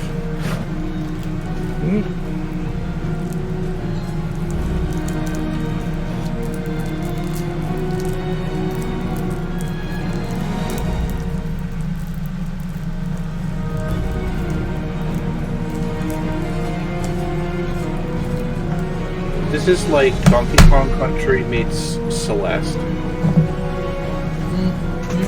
Meets some Metroidvania sort of thing. Looks pretty cool. Yeah, it doesn't look too bad. I like the style. It reminds me of Treasure Adventure World and Hollow Knight. Yes, absolutely. Which are two good things to be compared against. Yeah. Talking about like podcast is just. Game is releasing in 18 hours, so. Next one we have here is called Dungeon of Nazarick. This looked old school, even though obviously it's newish. It comes out in 2 days. Powered by Pixel Game Maker Mark V, I assume that is. Dungeon of Nazarick is a challenging 2D dark fantasy action game set in the dark fantasy world of Overlord through 4. I don't know if one. There could be all exclamation points. I'm not 100% sure. Action horror, 2D platformer, 2D anime. Let's watch that trailer, Scott. Oh, jeez. Oh, okay, it's... Oh, my God, dude. Ghosts. Yeah, wow. I don't like it. It's very clunky. Right. Oh, yeah, this is Super Ghouls and Ghosts. This is Ghouls and Ghosts, except it's set in anime thingy. I guess. Well, I mean, your main enemies are still zombies, like, and they even look similar. And you get 2 hits before you're dead.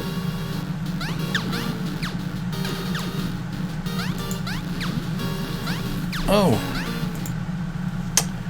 Don't know how I feel about that. I mean, they did say that they used a game-making thing to do it, so... I mean, yeah, I software. guess. That's what I was looking for. Similar to games I've played, Hotline Miami. Bullshit. That is nothing like it at all. I have a similar game, Blasphemous and Toho Luna Nights. Yeah, no, those are not even close. No. Alright, this one's a little bit more interesting. It's called BioCrisis. The alert has been given. The virus is on the loose. The lab will be quarantined in 60 seconds. Shoot anything that blocks your way and escape. Oh, this is made by Jim and developed by Jim. Good old Jim, man. Man, boy, if I had a dime for every time I loved one of Jim's games, man, Right? I had a lot of dimes. Not only does he make games, but he's a subject at school. I mean, Right? let's watch that trailer, Scott. Shit. It's coming out in 2020. That's now. I like the view and perspective, and again, it looked very old school, so I had to bring it up and have a look. Please don't be ghouls and ghosts again.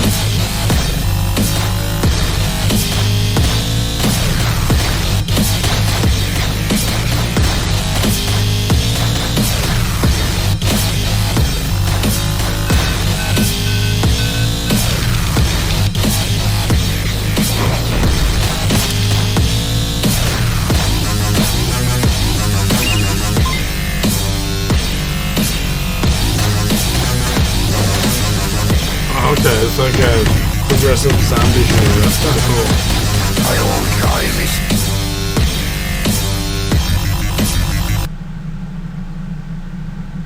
How do you feel about it, Scott?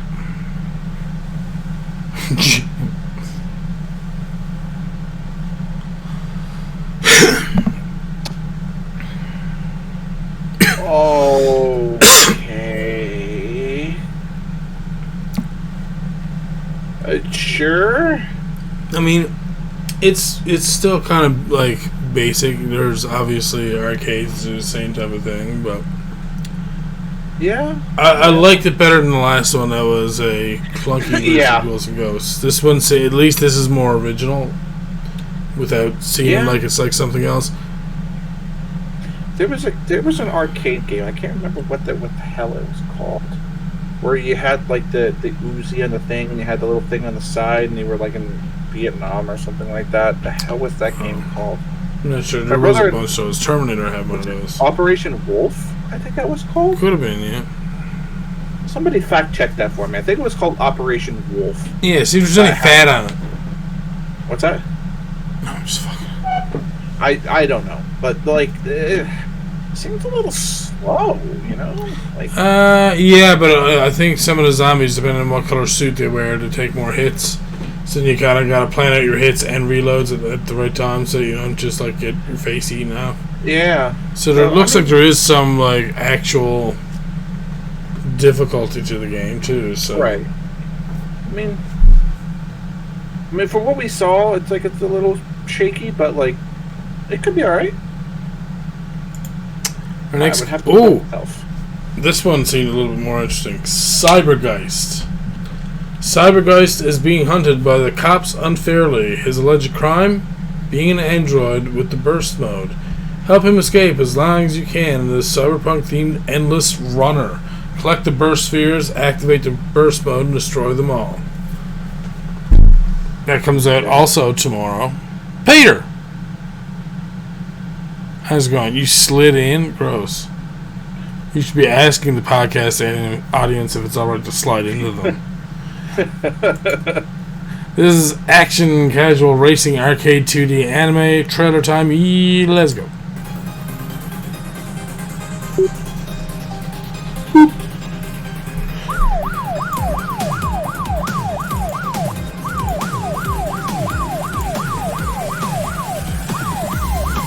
Oh, dude's actually running. I thought he was actually gonna be like on a bike or something. That's what I thought. These cops are dumb. He's literally running on the road and you can't hit him with your car? Come on, man. That was a weird. Yeah, I don't know how I feel about this one either. Like abruptly ended. Yeah. And for some reason, I thought for sure we'd be on a bike, outrunning cops and stuff. That's what I thought the whole game was going to be about, but I was Yeah. wrong. I'm literally on my legs because I'm a fucking android. Just like, what? You can still get a motorcycle that's way faster. Just saying. Right. Just saying. Alright. The next game is called Azalea. A short, cute puzzle action adventure through the tense and dangerous Forbidden Forest. Ooh. Action exploration 2D adventure. Cute. Let's watch. Seems to be based a lot on flowers, too, from what I can see there. I mean, the game's called Azalea, so. Yeah, I know. Oh.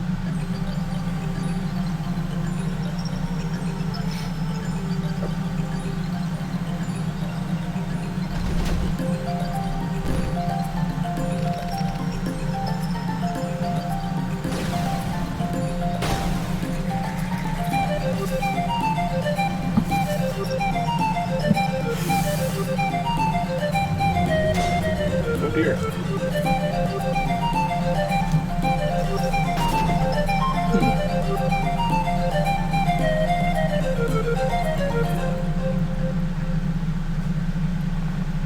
All right, that's promising. Yeah, that looks better than some of the other ones we were looking at. Yeah, that actually has some promise to it. Yeah. Especially for being a puzzle type game or being pushed out as an action adventure puzzle game. Yeah, Right. it's a little bit more refreshing because usually they go with like the basics of puzzle games a lot of times. Mm-hmm. And so I don't know. This seems like they put a bit more effort into it. I don't know. Looking at just this screenshot here, it looks like they might have actually hand drawn some of this. Right. So good for them if they did. Well, I mean, at the very least, they didn't make the pixel art. So It's not bad. I'm gonna add that one to my wish list because I would play it. All right, now this literally looks old school. This looks Atari. Jumpman. Run, climb, and jump from platform to platform to collect and disarm deadly bombs. But watch out. One single misstep will send you tumbling to the ground. With 30 different challenging levels to beat, experience the thrills and spills of one of the earliest platformers. This was released 1st of June, 1984. What the hell? Mm-hmm. I assume it was either on the ZX Spectrum or the Atari or some kind of... Yeah. Definitely ZX Spectrum or Amiga or something, because Yeah. publisher is Pixel Games UK. I'm surprised that Indie Retro News didn't cover this. I might have to send that over to them if they haven't seen it already. Actually, you want to do me a favor? Maybe do that in Twitter right now.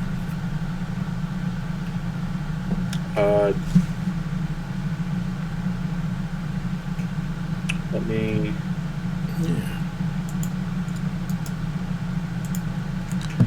I'm very surprised they didn't cover this because this is literally up their alley. Watch now, I better not have one here. No. Let's see if they did. Whoops. No, they didn't. Okay. Yeah, I'm very surprised they didn't catch that because, I mean, they're based out of the UK, so they usually are on top of any of this kind of stuff, but that's cool. Alright, let's watch the trailer here and see what this Jumpman is all about then, I guess. Ooh. Oh.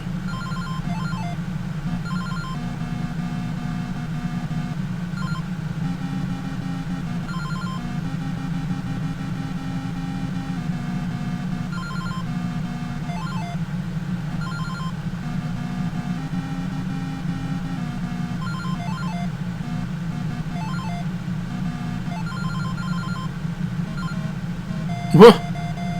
Jeez. Wait, what? What happened that he fell down? Like he just jumped straight up and then all of a sudden he just went... I trapped him. Wow. Got him. Well, I'm adding Jumpman to my list. That actually looks fun. Right? And if it's already... Oh no, its release date on here is the 18th of November, so it's still a couple weeks away almost.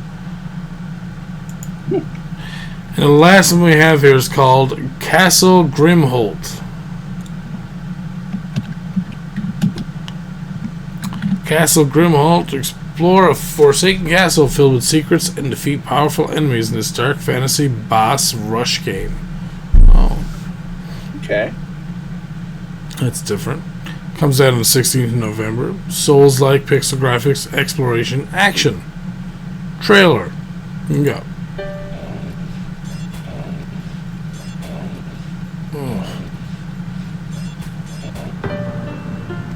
Please tell me it gets faster.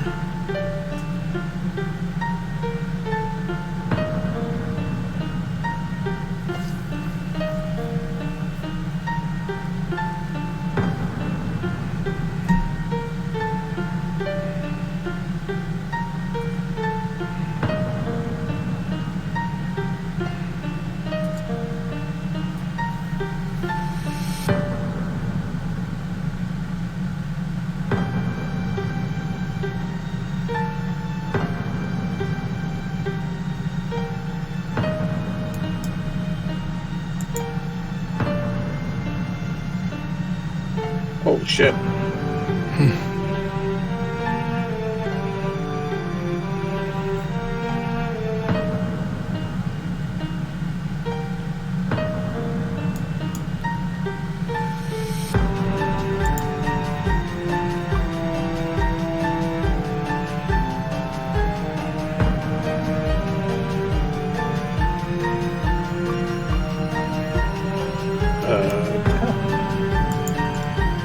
Okay, this doesn't look easy at all either.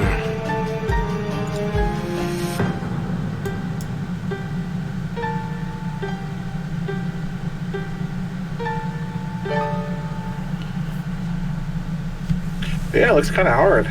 It looks very hard. Now I know why they put the Souls-like tag on it. Alright. Not too bad. And thus ends Steam for this week.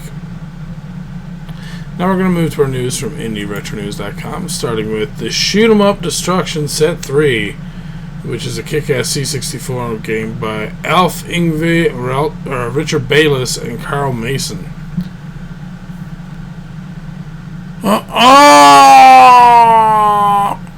It must be a group of gamers. Let's see. Let's read the whole thing here. If you fancy a bit of kick-ass shoot-'em-up action on your C64, then look no further. And checking through the latest itch.io updates we've come across, the Shoot 'em Up Destruction Set 3, a seriously cool pack of C64 games from Alf Ingve, Richard Bayless, and Carl Mason. I keep wanting to say something else instead of Richard. I don't know why. And published by Cybergeist. Inclusive in the pack are not only great games such as Zap Fight and Bloodrayne, but also Spy Rider and Operation Wolf inspiration of Operation Firestorm.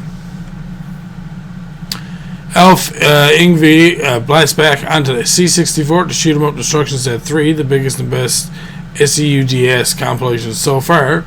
This time featuring 6 full enhanced SEUCK games in total.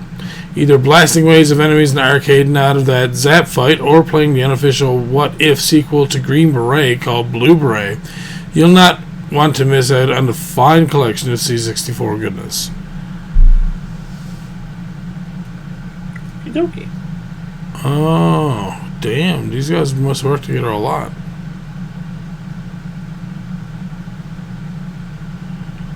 I was hoping we were going to get to see some of these games, but whatever, man. Alright, Sergeant. Huh? Can't have everything. Never. I never have. Oh, Mojin Twins. Apparently they're at it again. For the Amstrad, Sergeant Helmet Training Day 2020. An action blaster. Alright. We got a trailer. Let's chuck around it.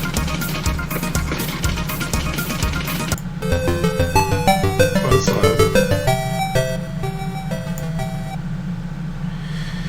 In this game, you control Sergeant Helmet, who has to perform several missions to complete his training course. Traverse the enemy camp with and without ammunition, rescue the hostages, find 5 bombs, set them next to the evil computer, and finally get back to base while destroying as many motorbikes as possible.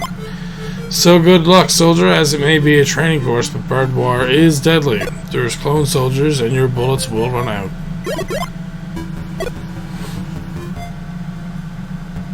Alright, this looks interesting. Yeah, it doesn't look too bad.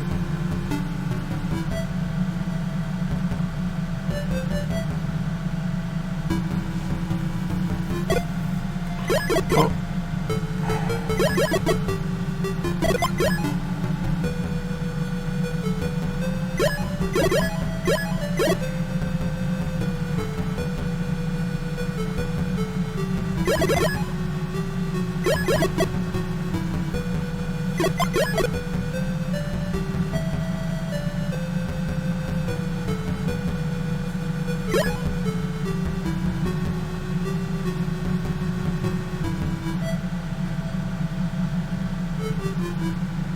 What the hell?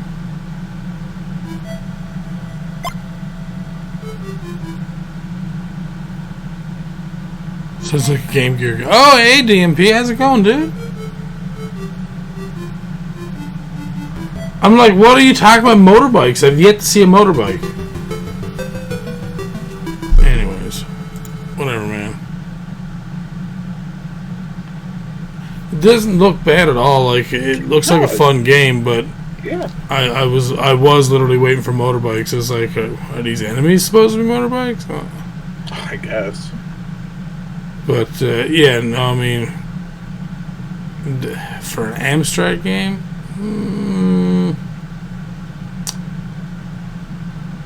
I mean, it didn't look too bad, but it could be worse. Believe me, we've seen worse. Oh yeah, oh yeah. Now, La Reliquia is a new MSX game. I've been wanting to look at this because every time we see MSX games, they always seem like they'd be just as good on Nintendo, which apparently it was supposed to be a competitor for Nintendo. And what do I feel like MSX might have been released by Sony? One of those companies. It could be Philips. I'm not sure, but I'm pretty sure it's Sony done the MSX. It was manufactured by Sony Corporation. Yeah. So before there was ever PlayStation, Sony did do a video game system called the MSX. And, well, let's check out this game and see what it's like. Feature... Okay, calm your tits.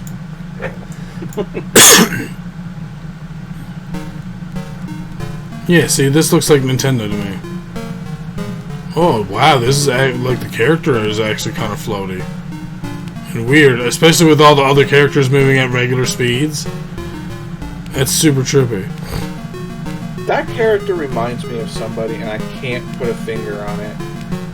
Featuring lovely in-game music, which also can be heard in the previously released ZX Spectrum 128K version, you must traverse multiple levels to find items scattered about to help you in your quest. Beware, however, not only must you avoid dangerous spikes, but there are enemies about that, when touched, will do you harm. So good luck, Mr. Monk. Find an ancient artifact and rescue your brothers, as it's going to be a tough task ahead. So apparently you're a monk. Who does that character remind me of? Mr. Magoo? I don't know. What do you know?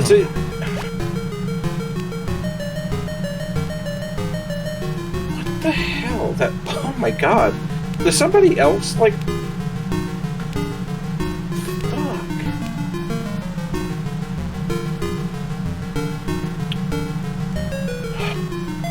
Wait. Wasn't there like a game on the what the hell was that thing called? The Cheetah Men.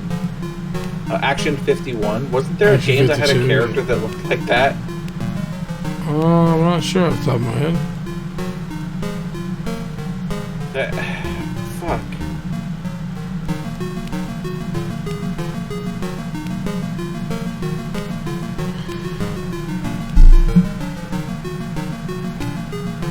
Alright, Jesus, that's going to go on forever.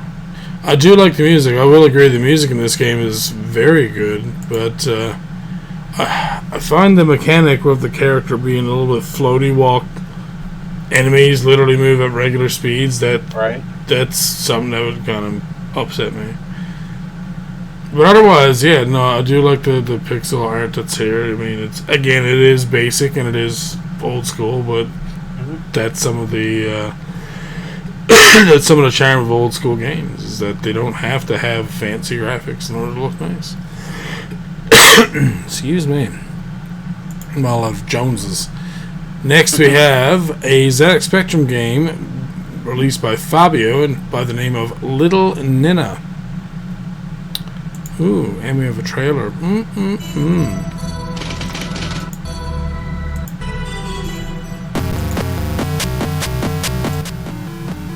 Oh, Little Ninna is a cat, apparently. So the game description reads, a plague ravages the city and the emergency breaks out. The emergency. Ninna and her family are safe in their lair, but food is running out and she must go out for more supplies. Secure the area by catching as many mice and bats as you cross your path, jumping on them to stun them, otherwise Ninna will not be able to re-enter the lair and meet her family again. Once the area is secured and free of dangers, with as much milk collected as possible, the entrance to Ninna's lair is cleared, where her family is anxiously awaiting her.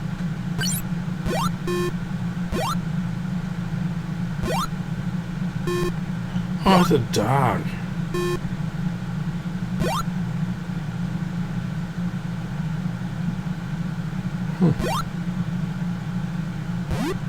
That's a cat. A game in which you play as a cat who must collect items throughout the levels to save her entire family. Oh, cat, how do you wait up there? Hey, you know, super jumping cat. Look at her. What cat getting her ass whooped? When you're a cat, assert your dominance. You are the superior species. Jesus.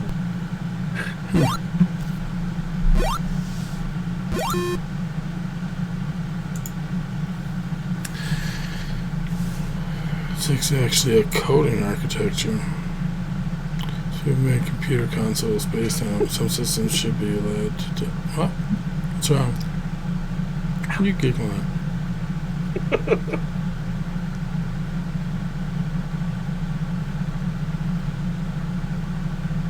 I mean, it looks interesting, I guess.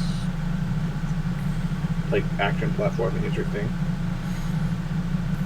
Actually, the MSX is also a console. MSX 1000. It played cassettes.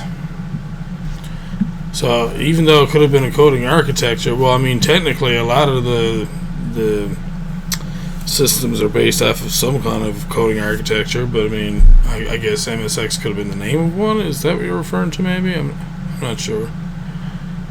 But no, I'm pretty sure there was several different models of the MSX console in Japan. Alright, you go find me a cheap one on eBay that's under $500. Let me know. Yeah. And then I'll go get one of them, because yeah, there's not as many models as you might think, and they are expensive. It would not be the first time that I went and looked, believe me. Anyways, moving on, we have another C64 game called Witch Rescue Service. I'm not sure how I feel about this yet, but we've been surprised with C64 games before, so... Yeah.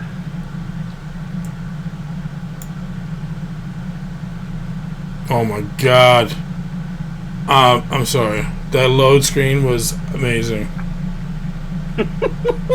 I did not grow up with a C64, but I would probably have loved it.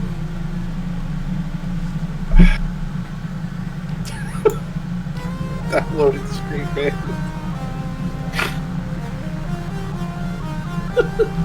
Yeah. I'm aware of DMP. Oh my god. I wish you hadn't pointed it out. It wouldn't have been half as funny if you hadn't pointed it out. What's that? Who's this guy? The loading screen. I wish you hadn't pointed it out, because it wouldn't have even been half as funny. What? What? That's it? That was so abrupt. Why would you...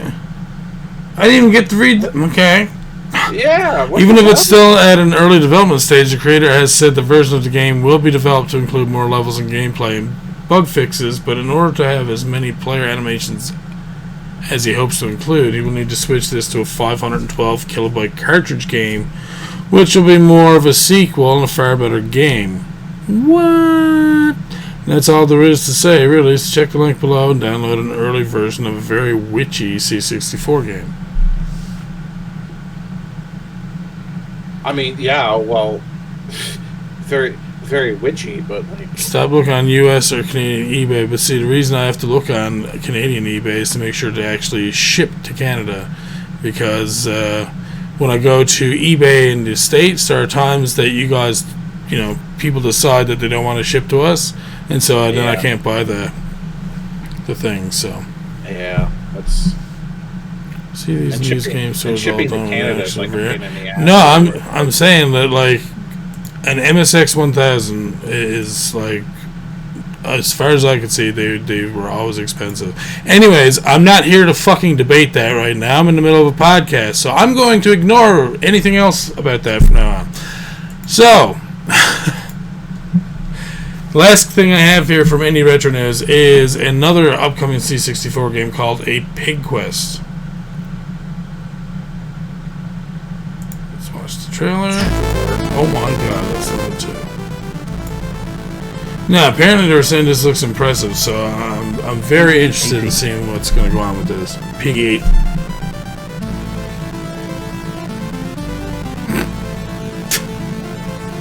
The first time we've seen that Piggy 18. No, it's usually Peggy 18. Remember the, like, it's all the ratings and stuff, but they just on their own. Oh shit, look! Oh shit. This actually, see, this is what I'm talking about. This one's faster. Okay. Now, I would expect to don that slime. There's no way I'd just jump into that like that.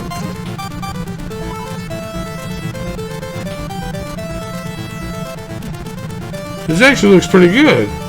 Right?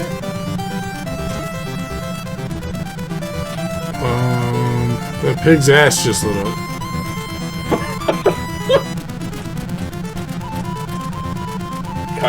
Yeah, see, this is moving way faster. This is what I was... Right? This is way nicer. Alright, anyways, although it's still early days for this game, alright, which is being created by Antonio Savona, Morciet, Aldo, oh my god, Chumo, Gaetano, Chumo, my god, they must be like Italian names or something, isn't it? Gaetano? Or Gaetano? Anyways, PigQuest looks to be an action platformer with multiple levels and feature fabulous artwork, gorgeous C64 details, a brilliant soundtrack, plenty of levels, collectible items, and dangerous foes to battle against, such as bats. That is not a dangerous foe. It's like such a standard foe and everything. I think Castlevania game and didn't tell me how dangerous a bat can be. If you haven't seen this upcoming game yet, so yeah, this is really well done. Like even the backgrounds are good. Oh shit!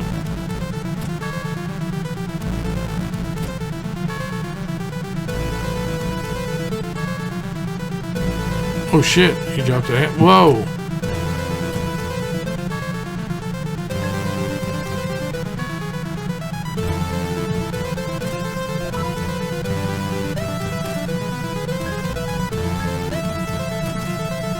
Why would you get the Damn, fire? just slammed his head. I want to watch the whole thing of this now. This looks good. Okay. And this is like what, early days? Like this looks like it's pretty good. And like, whoa. Yeah, see, I wish I had grown up with a 664 because it looks like they have way more capability than I ever thought they would. Right? Like even like the flashing in the back. Like look at this. The back's up around the moon? Scrolling text? What the fuck? Really impressive.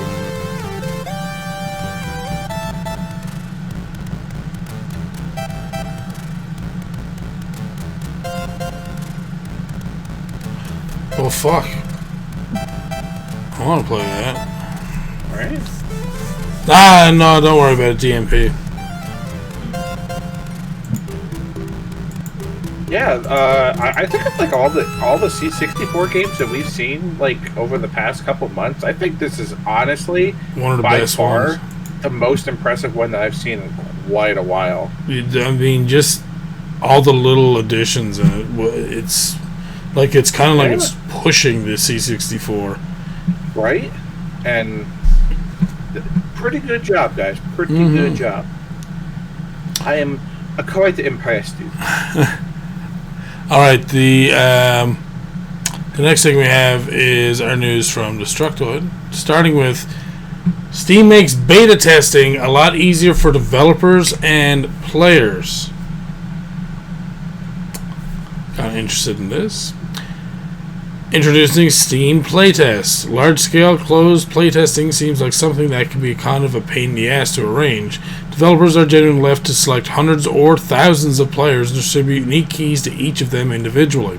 Steam is streamlining that whole process. Today, Valve introduced Steam Playtest, which is revamping of how beta testing works on Steam.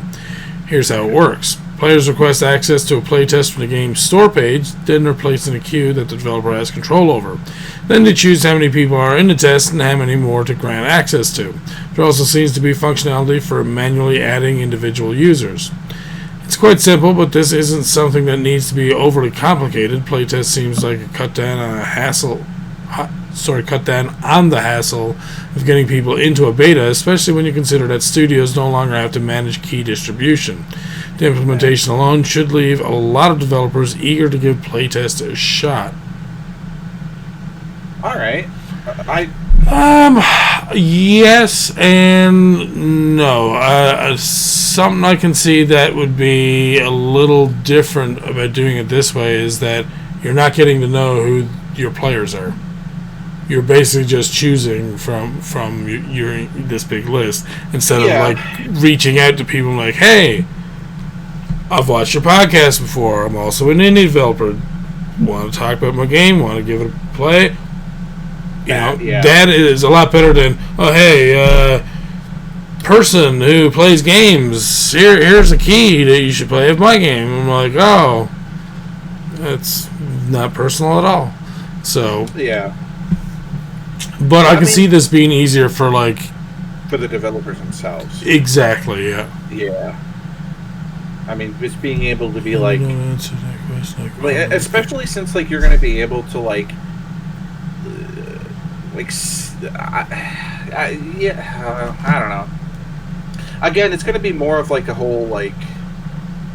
I get like you were saying, it's like a pick and choose sort of thing where you can be like, oh well, I know that this is like a big name company or a big name website that does gaming reviews, or a big streamer or something like that. They could literally go through the list and be all like, oh, this person, okay, here.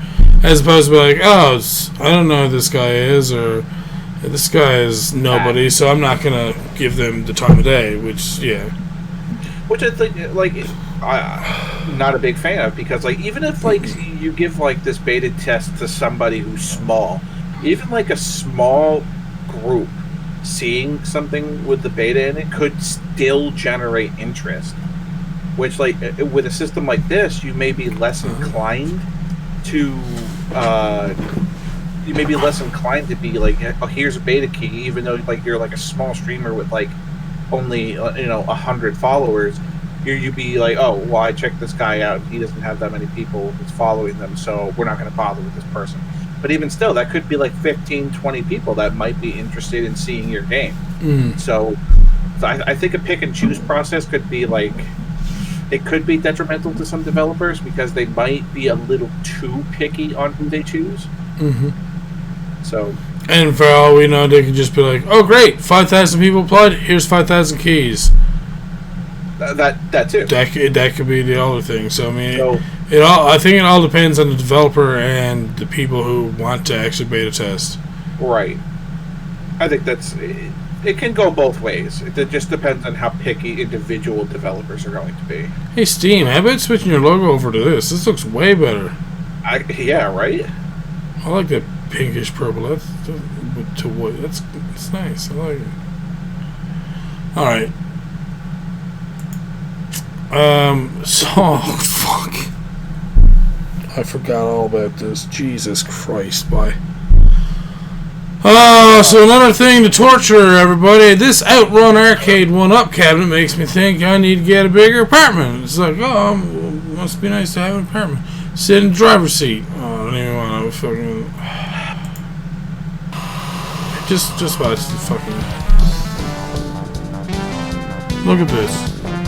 This is real, by the way. This is fucking real.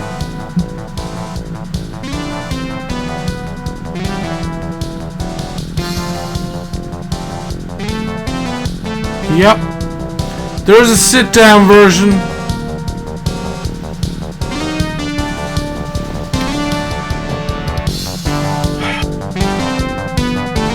Oh, sorry, it comes with a little thing to sit down so you can pretend that you're driving. Still fucking want it. And that was probably loud as fuck. I apologize, but do you blame me? So, yeah. I agree with the author here. Even though I was rarely good at these games, one of the great joys of going to the arcade in the 90s was taking a seat in one of the many racing games and putting the pedal to the metal. Games like Cruis'n USA, Daytona USA, and Hydro Thunder devoured many of my quarters on these trips. Would have unloaded more into Outrun, but sadly my local arcade only had the upright version of the cabinet, as did we. At the ferry terminal. I don't think I've only ever seen the upright cabinet. Yeah. As have I, I'm pretty sure. I think so. I'm pretty sure, yeah. I feel like I've seen one sat down that looked very similar. Maybe there's another one. Anyways, I guess now's my chance to play the game in a way I never got to, with the Outrun cabinet from Arcade 1-Up. This is the first seated racing cabinet from the company and includes the Sega Arcade Classic along with Turbo Outrun, Outrunners, and Power Drift. The cabinet features a 17-inch LCD screen, steering wheel, gas pedal, brake, and dual speakers. The Arcade 1-Up Outrun seated cabinet is scheduled to release this holiday season for $499. Still waiting for the... Oh, God. Oh, you ordered one? Fuck you, man. Waiting for the X-Men Street Fighter cabinet I ordered to get here. Fingers crossed it doesn't get delayed again. At least you have one. Oh, son of a bitch. Yeah, that thing is massive, and I still want it.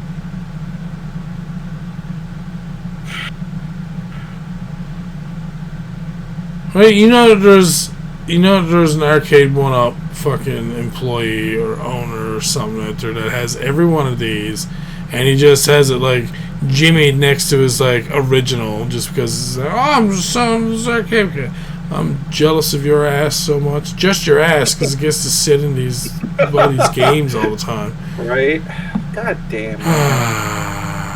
Let me see those things blows. Yeah, I'm originally from an island off of Newfoundland, so in order to get to where we had to go, you had to get a ferry. And anyways, a lot of times you get there because you got to get them to line up early because when I get on that boat, I'm going to have to wait another fucking hour, a couple hours. So you get there early, and of course you run down to the little takeout spot they had there, and they always had this little like pool hall, which always had Outrun and a pool table and Miss Pac-Man. I don't know why they never got anything else, but it was fun. Every time you have to play Outrun. Oh, so much nostalgia for that right now. Although I don't think I remember the 3 big buttons at the top there. This is frustrating, yeah, I bet.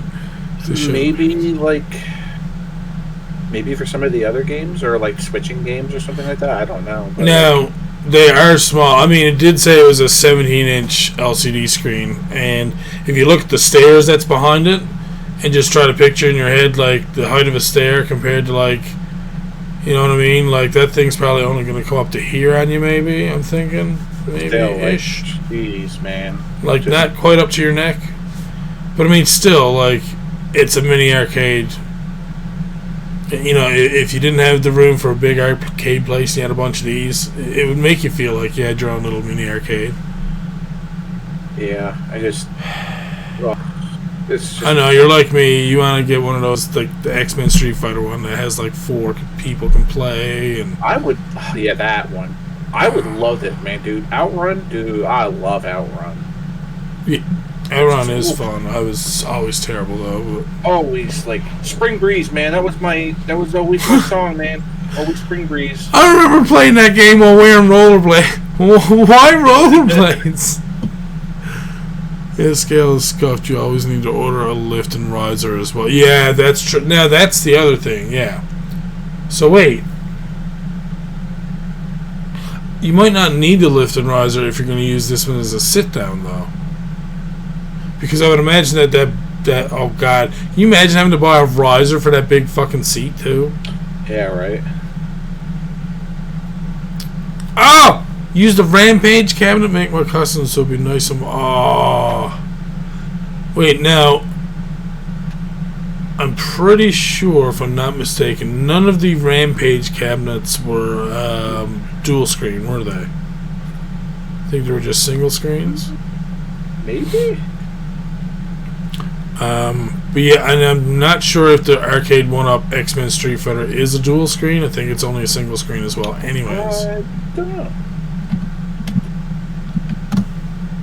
Take a look real quick. We're gonna find out real fucking fast. Game. arcade. It's 25-inch. Damn. Yeah. Well, that would make sense. Yeah. For it to be a wider one, because I mean, if you're gonna have 3 players on it, you do kind of want to have a wider screen just to have that perspective. Hard to get parts. Oof. I'm surprised people don't fabricate their own parts sometimes. Honestly, like, I know it's not the easiest thing in the world, but I'd have to try or something. Yeah. I don't see it listed anymore. Oh, the 25-inch monitors. Jesus. Because, yeah, if you're going with, like, the original kind of monitors, and you're looking at the tube ones, and if you're looking at 25-inch, then, yeah, that would be fairly hard to get, I would imagine. Yeah. Need to get it again, reward, though. It had issue. Oh. You're making me jealous on my arcade cabinets. Right. Alright, we'll get out of all of our despair of lack of cash flow. Arcade cabinets, yeah. And instead, hey, Bloodrayne 1 and 2 returns to PC, an upgraded terminal cut on November 20th. Scott? Of course. Because I don't need money. Ziggurat Interactive has announced that 2002 PC release Bloodrayne, along with its 2004 sequel Bloodrayne 2, are to receive all new enhanced editions later this month. Best of all, players who already own the original versions of both titles will receive the upgraded editions free of charge.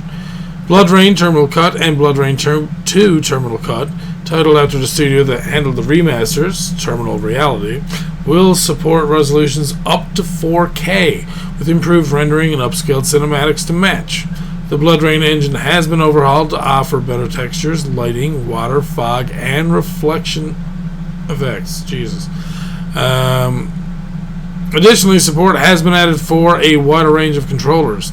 For the Bloodrayne faithful, this under-the-hood boost should provide a more versatile and immersive experience with the third-person adventure classics.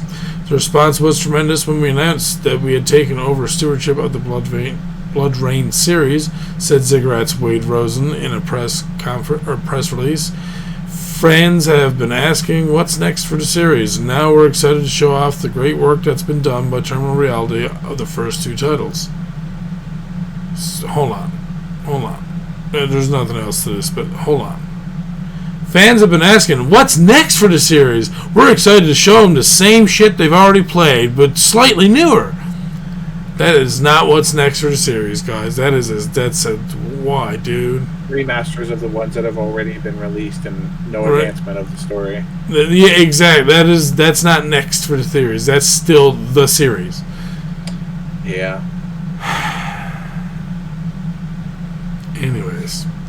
Launches November 20th on PC via Steam and GOG. I haven't played much Bloodrayne. I do remember seeing it in gaming magazines back when that was a thing. Remember that? Gaming magazines? Yeah, right. Oh, God. We wouldn't have a job. EGM? What's that? Game Pro. What do you mean Nintendo Power? What is that? Well, at least that's more recent that they stopped that, but still. Yeah, those things shot up in price so fast. Oh, yeah. But, yeah, I played Bloodrayne. It's pretty good. I like it. At least for me, I like Bloodrayne. I never played it much, so... But it did look good. It looked really, really good, actually. What's the other one? Legacy of Kain. I haven't played that one either, but I've wanted to play it for a while. Like, the original ones are a little bit different. Mm-hmm. Like, if you're talking about, like, the original PC, Legacy of Kain, it's, like, top-down. It's strange. It's really weird. But, like, when you get to, like, the PlayStation, you know, the PS1, the PS2 games, they're a lot different than the original. Alright, and I accidentally moved ahead to my next story, which is WayForward to publish Kaiju Brawler Dawn of the Monsters. Ooh. Okay. Because we haven't had a monster brawler in a while, like a good one, have we? I mean, they've re-released King of Monsters a few times on a few consoles, but I don't think. But it's basically the same game, just yeah. So, WayForward Games has announced that it will be the publisher for Dawn of the Monsters, a brand new kaiju fighting title from the indie developer 13AM Games. The City Smasher is currently in development. Oh, wait, there is another one. Yeah, do you remember Game Grumps played it? Pretty sure, because they kept destroying the city more than anything else, and like watching them was very aggravating because they were like not really hitting the computer player. They just kept I think it was Dan that was playing most of it. But anyways, City Smasher is currently in development for a multitude of platforms, including PS4, PS5, Xbox One, Xbox Series X, Nintendo Switch, and PC. So basically everyone. For the moment we laid eyes on Dawn of the Monsters, we knew it had the potential to be something special, said WayForward CEO Voldy Way in a press statement. 13AM Games is a phenomenal developer that has been a great collaborative partner in the past. We're very excited to help them bring this unique vision to life. 13AM Games' Alex Rushdie also spoke of his excitement with the new partnership. For many of us, this partnership is a dream come true, said Rushdie. This is our biggest game to date, and we're really happy to have WayForward in our corner. Since they are traditionally a developer, they really understood all the process that goes into making a game, which has made the working relationship smooth and fruitful. We can't wait to share our work on Dawn of the Monsters. We're really pushing a bold, new, visceral vision of what a co-op 2D action game can be. Jesus. I think that's just artwork. Though 13AM Games is yet to debut any footage of the new game in action, you can check out the art style and overall vibe of Dawn of the Monsters over to the team's official website. For fans of classic city stompers such as Midway's Rampage and SNK's King of the Monsters, this new project looks set to scratch a destructive itch when it arrives in late 2021. Oof. So we're looking at least another year. I'm game though. I like this sort of stuff. Well, your aunt loves you then. My aunt, Jesus Christ, I can't remember the last thing I've gotten from an aunt in fucking years. Pretty goddamn wordy. What are they hiding? Yeah, I know. Some of that was making me kind of trip a bit. Right. Yeah, I can look forward to it. I don't know if... I'm more worried that they're going to try to go for the cell shading kind of style look for this, and for me personally, I don't think it would go good for a Monster Fighter game. Like, it's fine with a lot of other games that I've played before, and I don't have an issue with cell shading or anything like that, but I think if they do that with this, it might kind of make it, I don't know, just look awkward. I don't know, maybe that's just me. You know, all I want, and just maybe this is just me waxing nostalgic or anything, you know, but just make a good Pacific Rim game. Yeah. Make a good Pacific Rim game. Pretty much, yeah. That would work. Because, like, we got one, and it was shit. And, like, I just want a good one. Because that's all the kaiju fighting you need, man. Well, so that's a game that you play as a mech, then, would you? I don't remember, because it's like 8 years old, so I think it was for the Xbox 360, I think. I don't remember if you fought as the monsters at all. Wish they had said new round and never seen before. They backed it up with some examples where they said would be nuts, robot chat.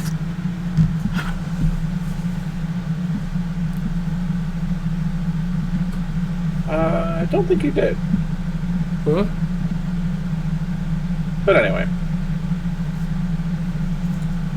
I mean, I kind of hope it's not in this art style, and I kind of hope that's just some concept art. Yes, then that's what I'm saying. Like, I don't mind the art. Like, I get what they're doing, and even if that's like, as an example, that big red thing is supposed to be their representation of Godzilla, without making it literally be just Godzilla, Possibly. that's fine. But again, like, I think if they go with heavy stroke and like that cell shading with the hard, thick black lines, I think it's gonna look kind of eh. Yeah.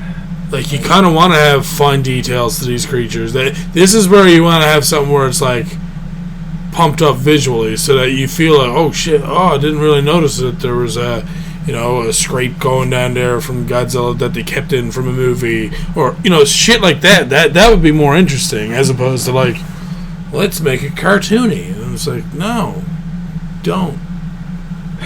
Yeah, that. Don't do that. Nothing film about human-driven robo fight. Wasn't there a movie recently about like robots fighting? Like, people were used robots to fight, and like people would control them or something. Because I seen like a. They had like they had like a boxing robot. Yes. Oh fuck! What was that called? Vector Man. No.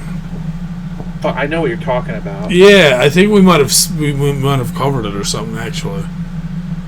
But fuck yeah. Yeah, that looked real steel. Yes, that was it. Yes.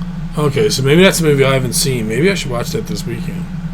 It's a good movie. Yeah. And I'm not a super big mech sort of dude, but like Real Steel was a good movie. At least in my opinion. At least for me. I like to watch it. Alright, now we have a movie suggestion this week, everybody. There you go. Real Steel. We should all watch it on fucking Discord. Like we've been saying for a while now. I would watch it again. Yeah, I would definitely watch it. Hell yeah. Alright, so we're going to move on to our last news segment here from Destructoid. We almost missed this. This was on the day after we done our last podcast. Sony is imminently looking to buy Crunchyroll. Let's listen to the article here.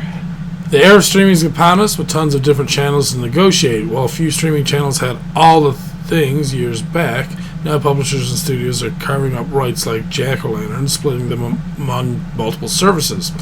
You can see it right now in the anime industry between the Netflix, Funimation, and Crunchyroll wars, but the battleground is about to get a lot more interesting. According to a report from Nikkei Asia, Sony is teeing up to purchase Crunchyroll any day now. The report contends that Sony has entered final negotiations with the company and is prepared to pay forward upwards of $957 million US to grab the 70 million strong channel. Yes, 70 million. Animation in general is enjoying a resurgence right now thanks to the pandemic, which includes live-action television shows adapting to include animation in particularly tough-to-film circumstances. As a note, Sony is the majority owner of Funimation, which has its own anime streaming service. If this deal goes through, it's entirely possible that Sony could combine them and be more choosy about where the app Funnyroll ends up. I mean, it could be Crunchimation. I mean, this deal could also impact a ton of currently licensed shows across all streaming services, including ones that Sony produces themselves through Aniplex. This just comes days after Crunchyroll directly contacted Destructoid to let us know that the service would be available day one on the PS5. Streaming wars are only going to be crazier from here on out. Sony nears acquisition of U.S. anime streaming service Crunchyroll. Thanks, John. Yeah, this could be good, this could be bad. We could be looking at, like, our anime being taken away from us, put onto a new streaming service, and we have to pay yet even more money just to be able to watch it. And think of this, alright? Since Sony owns part of Funimation and they're talking about Crunchyroll, it reached out to Destructoid to say that it would be available on the PS5 day one. If Sony acquires Crunchyroll, there is a chance, maybe a small one, but a chance to make it a PS5 only app. That would be fucked. And I think I speak for everyone when I say, ugh. Yeah. Yeah, I don't want to have to deal with that. I mean, I'm also the type that I like watching the original audio. Like, I don't mind reading subtitles. I don't know if everyone else feels that way or not, but I know some people also hate that and things like, oh, I don't want to be reading while I'm trying to watch. It's like, honestly, once you've done it after a couple of like episodes of a show, You don't it even becomes, think about it. yeah, it's, if anything, you feel a lot more of the emotion that they're trying to convey from the original voices, because they're trying to enact it in a way that it was intended to be, instead of these ridiculous voices that we put on them and make them sound like in the show, because a voice actor sees the picture of the person, they're all like, oh, they're gonna sound like this, and it's like, yeah, no, they don't sound like that. They have a deep, gruff voice, not a fucking, like, I don't know, young adult voice or just something. for an example, the difference between Japanese Goku and American Goku. Yeah. They are vastly different. Like, they're super different. And the idea behind Goku's voice, just to begin with, is that Goku has a very high-pitched voice.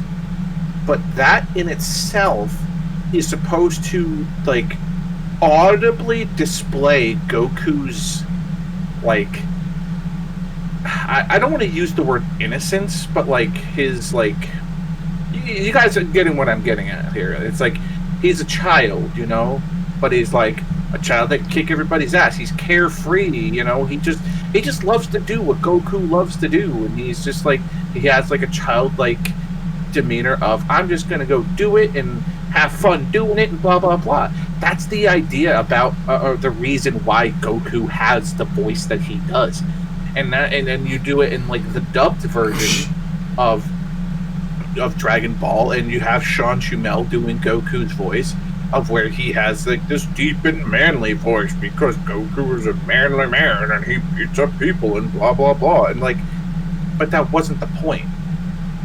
You know, it was never the point of having Goku's voice being, you know. And isn't the original Goku voice also voiced by a female? I don't know about that, but that might be true. Goku, Japanese voice actor.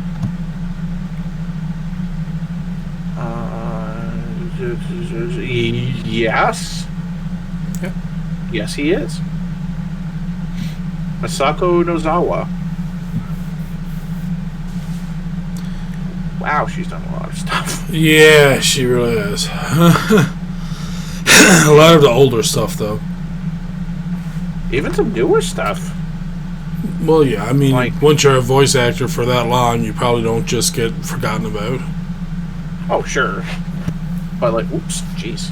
But yeah, no, I agree with you, DMB. Like, it seems like the more you watch shows that you already like in the original, like, Japanese language, it just seems like, wow, this is way better this way. Mm-hmm. Like I said, just being able to feel how the character feels in a certain situation, as opposed to, like, how it's overdone in, like, Western, I guess, adaptations and stuff, and like, and even as Scott put it, like, oh, gotta have Goku all strong and manly. Can't go having a woman voice him, because that's not how we do things. Can't go letting the boys think that being a woman or sounding like a woman is a bad thing. That's just how things, you know, are and were. So, you know, yeah, and just like literally. Like I explained, it's like it was voiced by a woman so that he could have a high-pitched voice for a reason. Yeah. You know, and characters in subbed anime are always going to be far more accurate. So if you get like this anime character who's this gruff anime dude who has like this very super deep anime voice. It's like, oh, this guy's a badass. You can just tell by his voice. He's gonna be like this badass character and blah blah blah. You know, so it's like, you know, subbed over dubbed any day of the week, guys. That's how I feel. Yeah. All right, we're gonna move on to this week's Twitter feed, starting with Erdrick Andre at DEWNDEYM, reposting old art because you can't fucking stop me. It's like just a bunch of like. I love the fact that his name is Erdrick, and he's doing Dragon Warrior art. I love it. I like it. Yeah, I love the slime art. We're going to go have a look at his page. I'm following him. He's also doing a game called Unknown World, I think it is. Yeah, retro-styled RPG Unknown World. And apparently he's an artist for Play Everland and Igloo Soft Games. Yeah, so I've seen some of his artwork before, obviously, if I'm following him. Oh, I really like it. Oh. Quite a bit. Oh, yeah. Oh my. Alright, yeah. Yeah, that's changed a bit, right? From characters looking like this to characters looking like this. Right. Oof. Oh, that's very Dragon Warrior looking. Yeah, it is.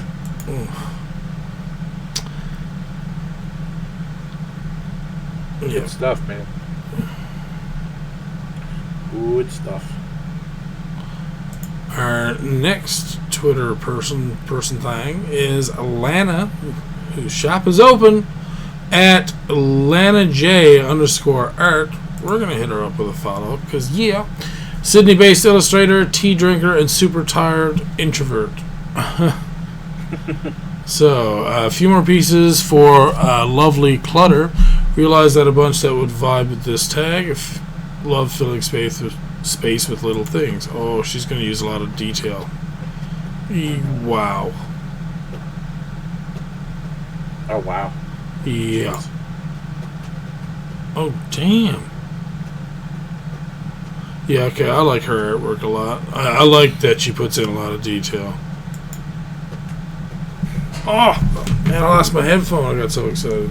Look at this. Is that smell just wafting through at the same time from the cafe? The cat just lying asleep on the awning up top. Oh, shit, I didn't even see that. Wow, that's some nice stuff, man. Beautiful Redful passed away a few months ago.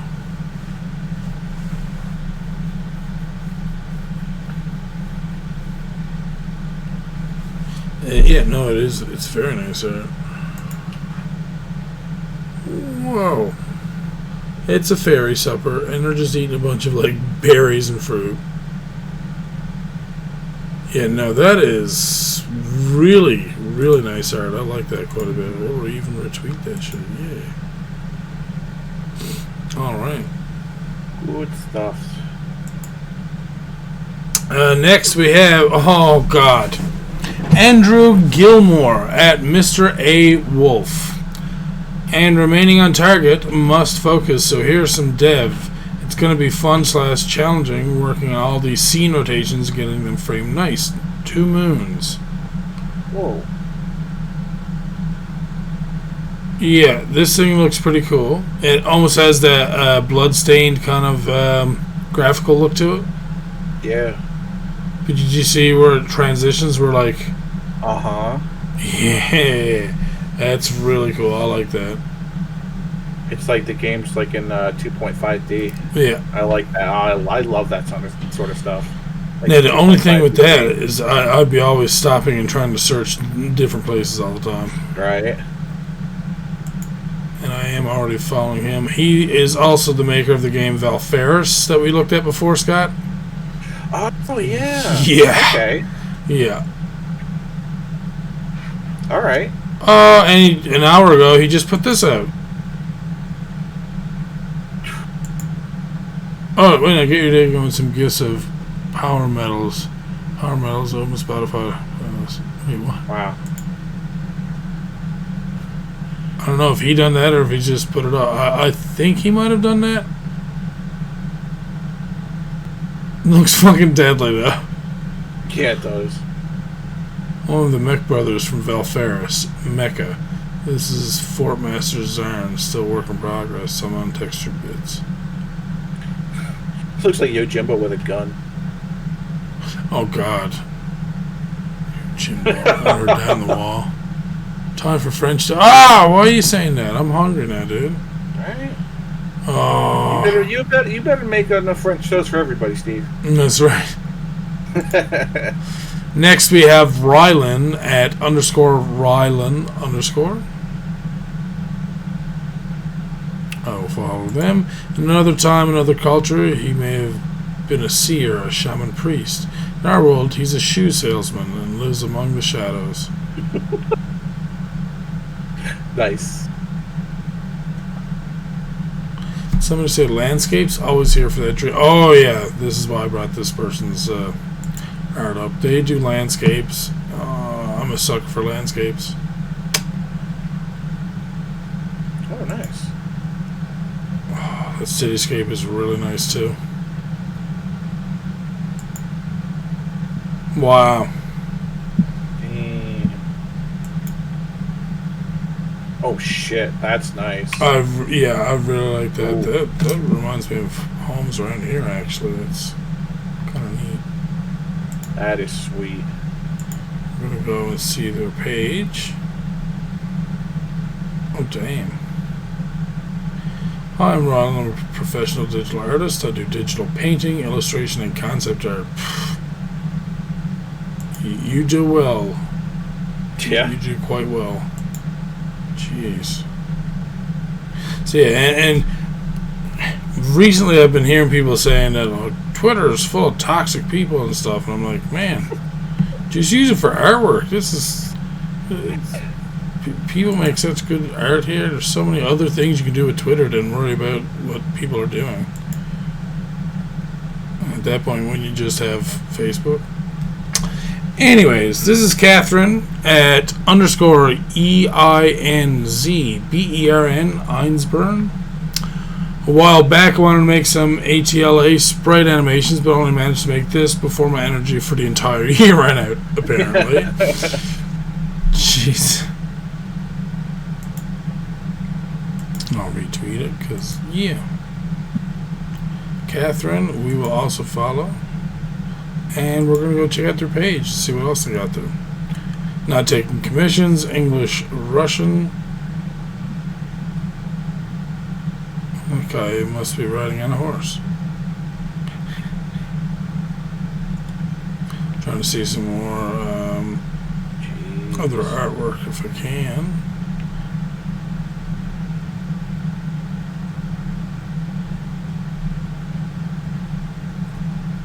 Oh, that's another small one there.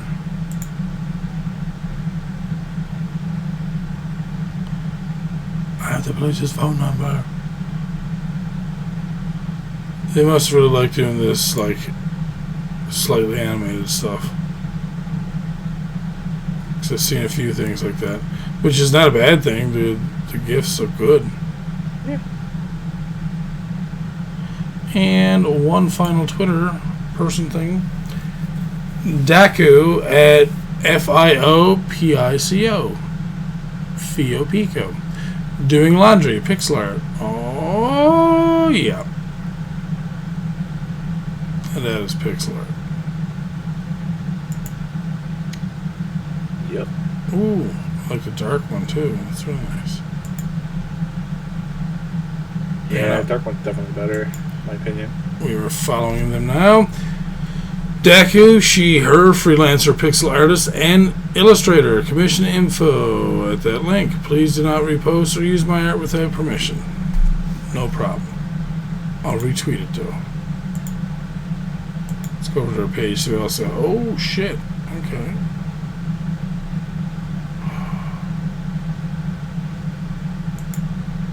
Good. They have a bunch of different ones. That is cute. The girl underwater with the seashell hair? Or is that a hat? Either way. Yeah. Yeah, I am digging their pixel art style. Oh, hell yeah. Ooh.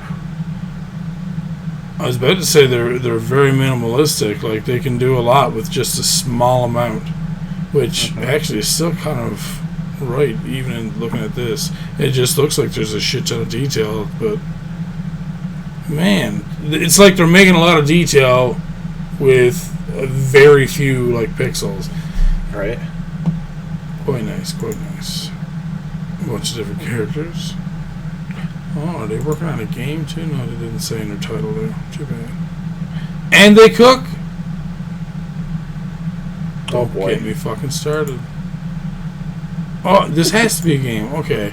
Screenshots from my interrupted GB Studio project from last January, part 2. Oh. If you're making a game, finish it. This looks so cool. Game Boy kind of game. Look at this. I want to play. Well, yeah. Oh, wow. Damn straight I'm retweeting that. Alright, well, that is the end of the Twitter feed for this week. And the last thing we have for you tonight are the Kickstarters. Don't worry, we're almost done. We're almost done. I know, it's almost been 3 hours. It happens sometimes. So, the first game we have here is My Time at Sandrock. Which, yes, apparently it's made by the same people who done My Time in Porsche. Okay. So, already fully funded. They were looking for $131,359. They're at $343,737. Jeez. Almost 3 times the amount they were looking for. Yeah, that's pretty good. That's pretty good. Yeah, a little bit. Oh, you're not going to let me say? Okay, we'll do this then. We'll refresh. We'll go back to My Time at Sandrock. So instead of, I guess, being like an ocean town, you're a desert town? I would guess so.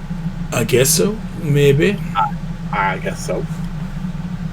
Well, maybe if it loads up, take a French kiss from Steve instead. Maybe some other time, but not today. Steve rolled with it. Was so good just then. He's all like, aha, take that M4. You thought you were going to get a rise out of me. Not the one you're looking for. Alright. Can we play the video now? Yes! Pathia. Give us video.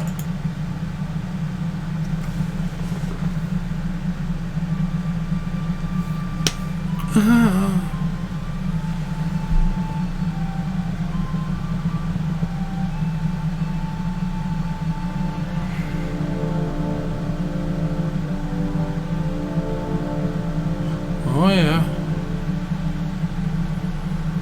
Oh, it's like Western, I guess.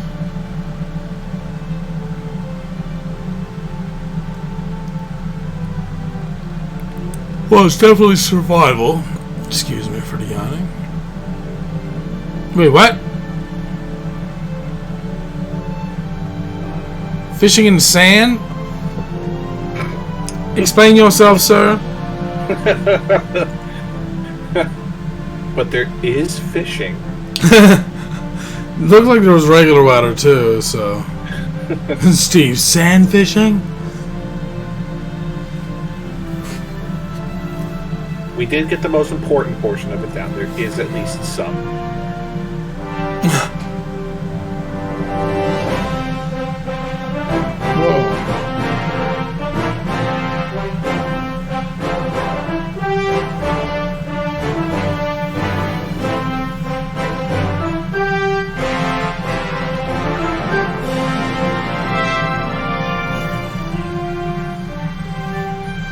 Damn.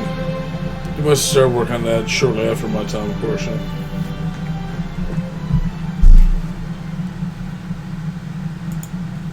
My iron is coming to everything. Even this cracked egg thing. I don't even know what that is. What is that? Epic Games, PlayStation, Xbox, Nintendo Switch, Steam, cracked egg. Must be Chinese because they're based out of China.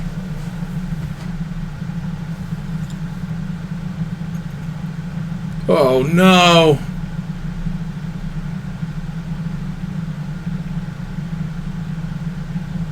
Oh my god! Why? Why so many? Why? Look! Why? Oh no! There's so many friggin' things that are. Anyways.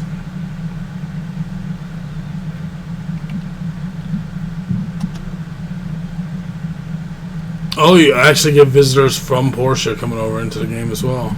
That's cool. Alright.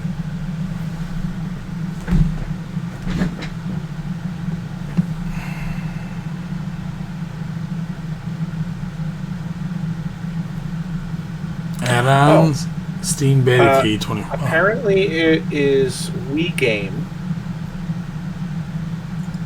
It's a what? That cracked egg thing. Yeah. So Wii game is a flagship game portal of the Chinese company Tencent. Which is what I was saying. Yeah, I figured it was something like that. So it looks like it's a Chinese. Yeah, it's based out of China.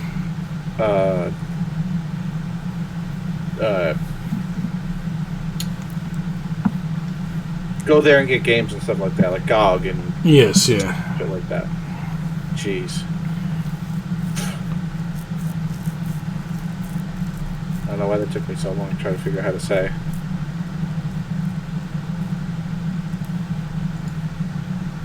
Alright, so it looked pretty nice. there we go. Steam Key, $20 US, 27 Canadian. Console starter pack. Not terrible. Wait, so on console it's 25?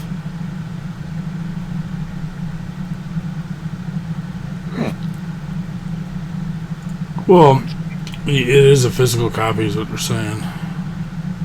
Oh no, it's a key.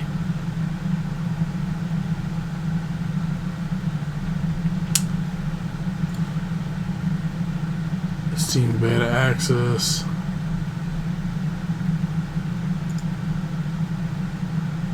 Soundtrack, multiplayer early access, name in the credits, double Steam key pack, Steam and console pack, exclusive weapon pack, exclusive clothing set pack, PC digital deluxe pack, console and PC digital deluxe pack, PC backer t-shirt pack, like what?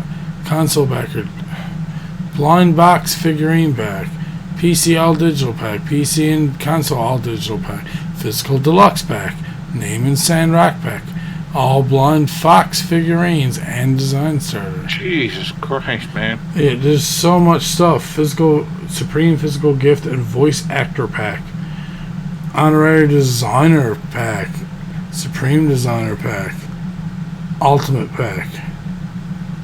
What? Someone actually backed them with 10,000. Jeez.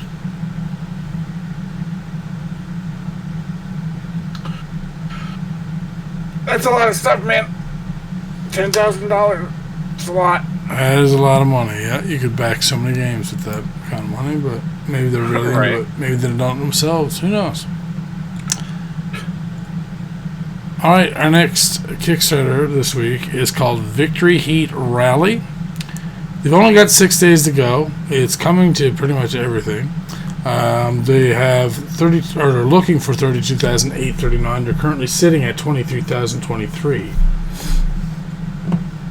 So less than a week to go. Let's watch the trailer here. It's better stuff. Whoa. Oh, dude.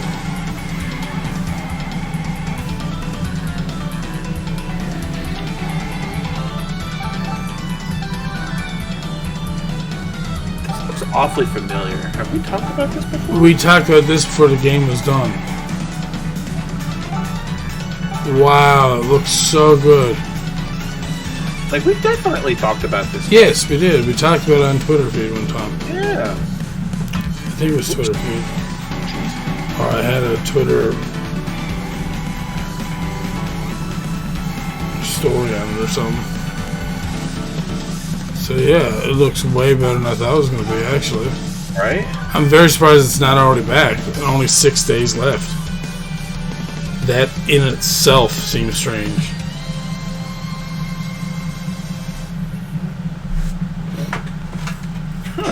So they're at 70% of their goal. Jeez, they still need a 30% to go.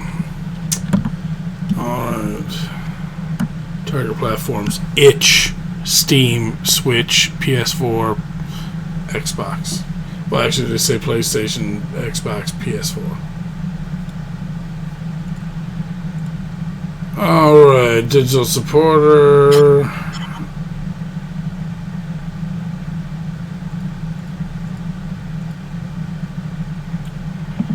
Yeah, I like this, man. $25 US, 33 Canadian. That seems a little steep. Yeah, a little bit. I was expecting it to be 15 to 20 at most. Yeah.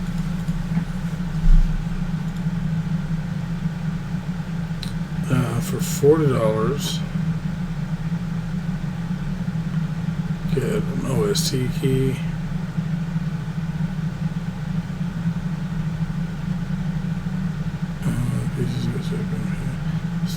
Oh, VHR t-shirt. That's kind of cool.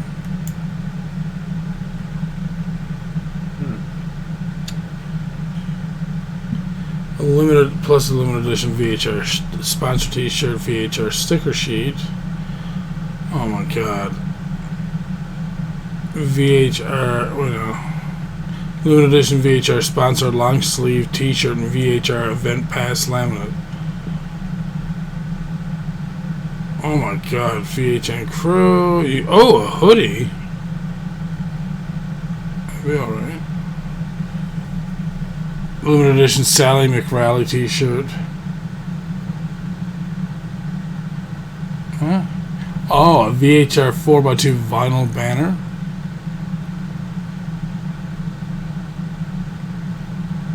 That's not, Jesus Christ, guys.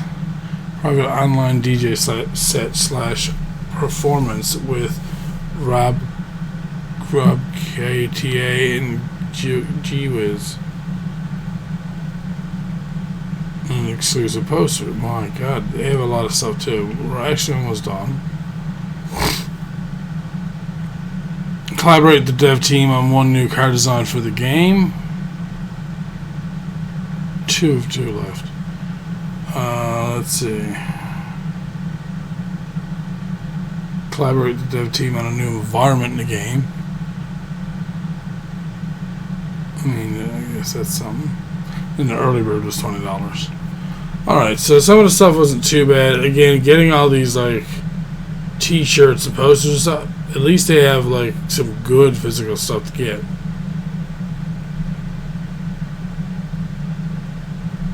Looks pretty neat. I have a feeling that even if they don't get back, they'll still going to do fine once people check this out. Because other than that one time that we were talking about it on here, which even for Scotty, he wasn't even sure if we talked about it. He said it sounded familiar, but I'm not sure if we talked about it or not. And yeah, we have talked about it, but it was so long ago that probably just forgotten. But no, it turned out to be quite nice. Right. Alright, our next game, I'm not 100% sure how this one's going to go, so I kind of wanted to see what they're doing with this one. It's called Anatons, open world monster collecting RPG. So it sounded interesting. They're looking for 98,519, a bit hefty. They're currently at 15,000 with only 29 days to go, so they might have a chance.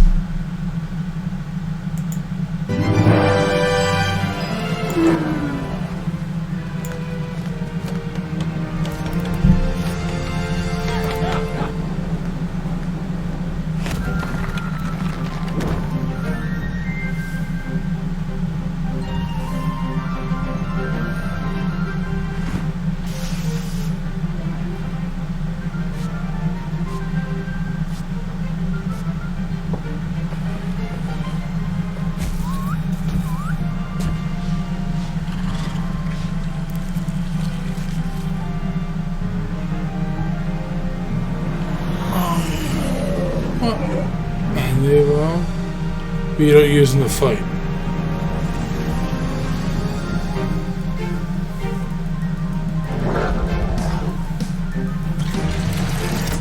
Oh, wild yo-yo. Wait, what? That's what it's kept in?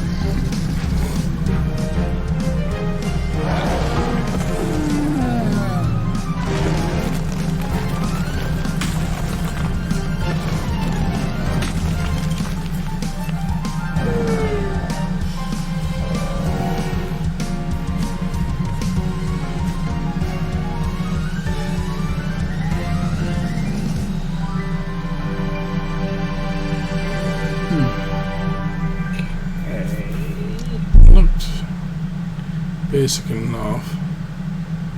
It kind of just felt like they were trying to take all the different things from Sword and Shield, like just the easier fun things, and just trying to make that into a game.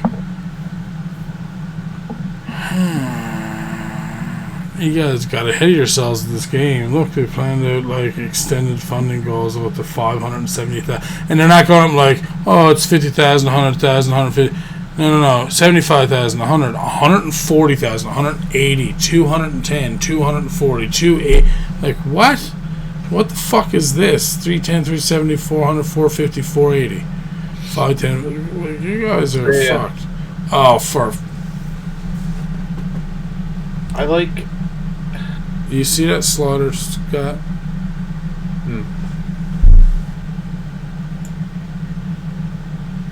Which. Oh no. Jesus, here we go again. Look at all the text. 12, 13, 14, Look at all the text. 15, 16, 17, Oh my god. 18. And then, like, you put up these, like, oh, well, you know, we gotta make sure people are, like, serious people are gonna back us, right? So, yeah, here's a $2,000 pledge.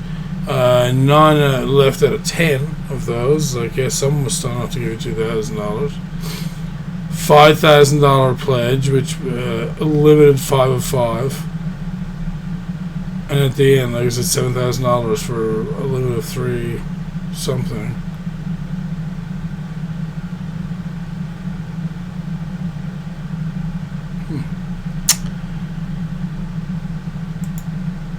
Alright, our next game we have is called Chrono Sword. 34 days to go. They're looking for 65,679 and are currently at 21,989. Yeah, the pixel art from just like the background here, that was enough for me to be like, yeah, let's check this.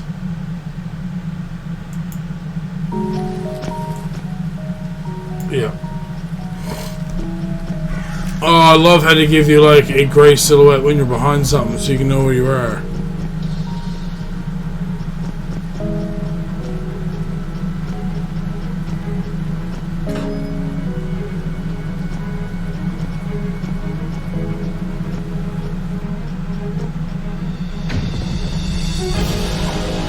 Oh, there we go.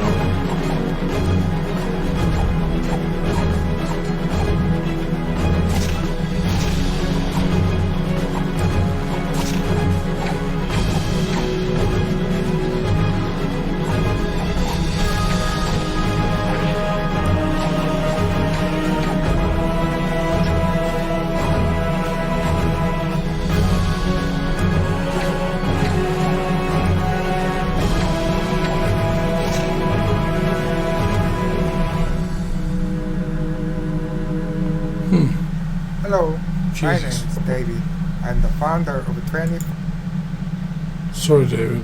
Can't Hello, talk my right name now. is David Lee, and I'm here to talk your ear off about our game. Yeah, this looks good though. I like it.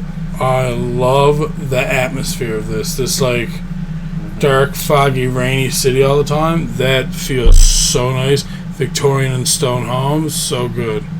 I love it. Incredible atmosphere is the first thing to say. Yeah.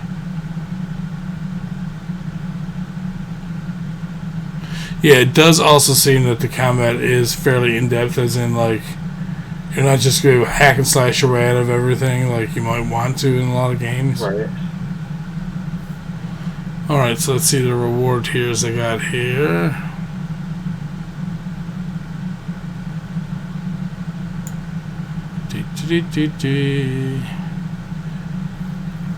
Digital download for Windows, $15, 20 Canadian.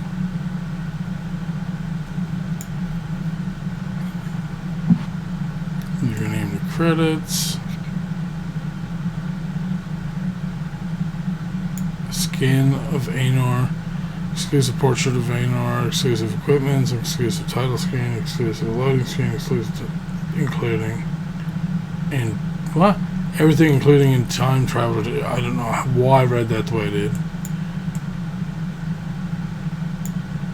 Join the community and get continuous tip.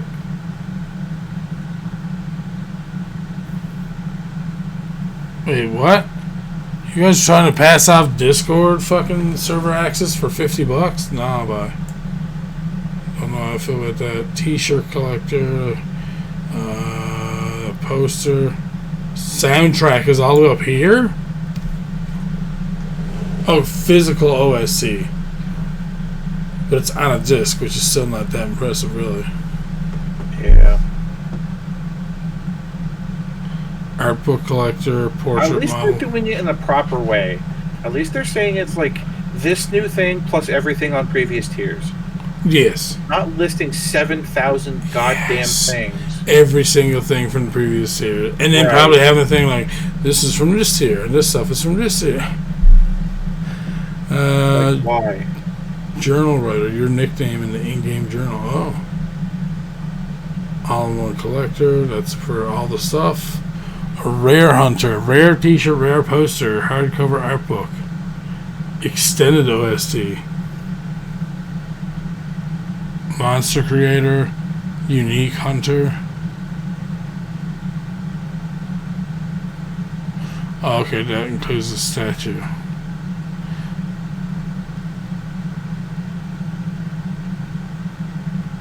Designing an item and what is it?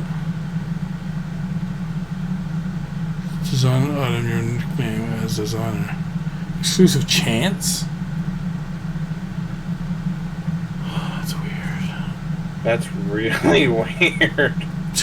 People did pay for a boss creator. They only had 2 of them. But yeah, no, that's really weird. Exclusive chance to design an item. So your name. There's only 5 people who can put their name in for it for a $200 pledge. Strange. All right, our last thing, our last game for tonight. Last Beat PC game for Windows. I got it just for you, Scott. 2D pixel art scrolling beat 'em up love declaration to 80s and 90s arcade games. Oh, that's right. I thought it was going to be a rhythm game, but I don't think it is. It's just a beat 'em up.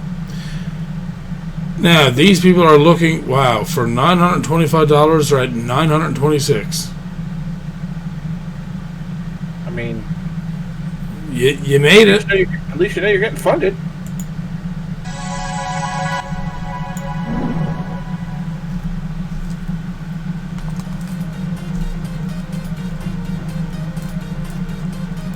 Mad stroke.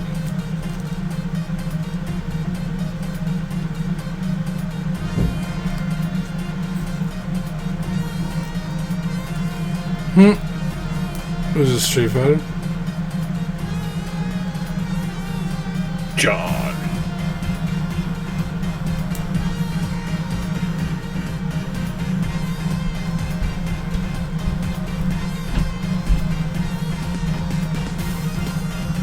Is that a boo-boo?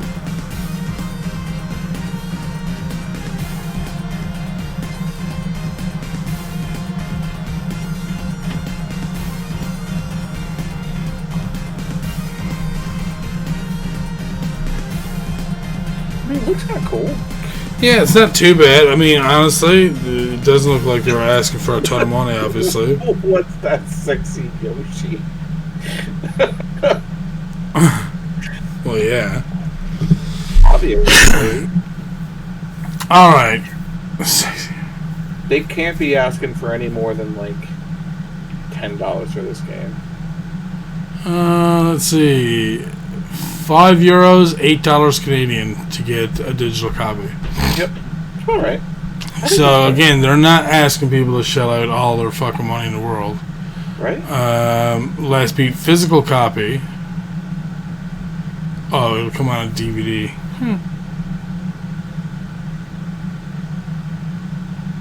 Or it just has a DVD. Anyway. Physical copy ×2. Physical copy limited edition. That's it. Done. That's it. That is a fucking reward system that I can get behind. Yep. Not too much fucking around. Not like the people. You don't need T-shirts. You don't need fucking pens. You don't need like fucking. And I mean, don't get me wrong. Some of that stuff is nice. Like, but I mean, like. But some of them are getting ridiculous, dude. Yes. You don't need like fucking inscribed toilet paper with the name of the game on it. Yeah, exactly. But I mean, like, if you're gonna do a T-shirt, do one. Do one single T-shirt. That's it. Not 3 different kinds. And if you are gonna do 3 different kinds, make them as one tier only. Yep. So like, hey, 3 T-shirt tier for $150. Get a copy of the game with 3 T-shirt, or whatever the fucking case would be. Like, I really enjoy that you guys like listen, or you're not. I mean, there's so many things that they done right. They weren't over greedy. They presented their game. They got the small amount of money they were asking for. It looks good. You got people on our podcast saying that, hey, look, that's the reward tier. Boom, done. Yep. There's the physical edition right there. Yeah, no, I would definitely give this game a play for sure. Oh, don't. Are you serious? Are you serious? Gonna play that on Mega Drive imitation cartridge USB pen drive? You guys. Whoa. You had me going for a second. Whoa. You really had me going. And quite honestly, Oscar, dude, I doubt you're watching, but if you are, do yourself a favor, dude. Because your game and the art style and the way you presented everything is very much along the lines of Mega Cat Studios. So they might be able to take you under their wing as a dev and be able to publish your game and help you make a bit more extra money and, help get your game out to more people as well. And on that note, that's the end of the podcast. But before I fully end it, I will also make a mention, because we did talk about Mega Cat Studios just then. They are looking for influencers. Wow. Meaning streamers. You get game codes earlier. You can get physical copies of the game. You can get shouted out on their channel regularly. When you stream, they will actually restream you on their channel. There's a whole bunch of different stuff. So if you're interested in that, head over to their website, click on the link, apply to be an influencer. I already did. They already gave me a bunch of stuff already. I'm still waiting for the Bite the Bullet Switch version to come out, because they're sending me the collector's edition, which comes with a bunch of crazy stuff, which I find is really cool. Once I get that, I'm going to be doing the month of Mega Cat, in which I'll be doing a bunch of their games, because I want to speedrun the Switch version, because a bunch of people are already speedrunning the other version as well. So Nice. But yeah, had a pretty good week. Some of the stories and the games that we found were a little bit hit or miss. It felt like a very underwhelming podcast this week. Yeah, it was like... You were short on news, so you couldn't find anything that wasn't about fucking PlayStation and Xbox. I didn't really have all that much Destructoid news either, and that's the second week in a row now that I've had a hard time. Like, I know that the new consoles are releasing and stuff, but come on, guys, there's way more shit to talk about than just... And like, also, I mentioned to Stefan that, like, my news from VG247 this week was very very short, because, like, Sunday they had... Oh, no, I'm sorry. Saturday they had one whole article all day, and Tuesday they had one article all day. Like, what are you doing? Like... I don't understand. That's why I stopped going to the indie game website for news, because There was literally one guy who seems to be doing it all, and that's it. Yeah, hopefully next week we'll have more to talk about, because like so. this week was very, very rough, and we only had one game for EGS, so I didn't know. I had to talk about 2 games this week. But, yeah, when you first had the Among Us there as the second title of the news that you had, I was like, are you serious? They have Among Us on Epic Game Store already? Yeah. I got excited for a brief moment, and I was like, oh, no, it's just news. One other thing I would like to talk about for yes. what's going on for me this weekend, for those of you who are interested, this weekend, starting at 12 a.m. Saturday and running all day, my brother Firewind Entertainment over on his channel is going to be running a 24-hour stream for a charity event that he is doing. He does this every year, and what it is just it's 24 hours of gaming, and all the donations that go into that stream is going to be part of a larger group that is donating to the Children's Hospital of Philadelphia. They did super good last year. Like, the whole entire group raised $25,000 for the Children's Hospital of Philadelphia. So I mentioned this because I will also be streaming, and I will also be participating along with the stuff he will be doing this weekend. So Friday midnight all the way through the entirety of Saturday, we are going to be streaming for 24 hours doing gaming. We're going to have all of our energy drinks. We're going to have everything ready. Also, he will have to step away for 4 hours because he has a kid and he has some obligations to take care of. But from 8:30 a.m. to roughly 12:30 p.m. on Saturday, it will be the SDK show. So if you guys are interested, I would greatly appreciate it if you guys would come over to not only my stream on the entirety of Saturday, but also Firewind Entertainment stream on Twitch. And like I said, all the donations that are going to be going on during that day are going towards the Children's Hospital of Philadelphia. So it goes to an extremely good cause. I would like to see all of you there, and would greatly appreciate the support that you guys have for my stream and his stream.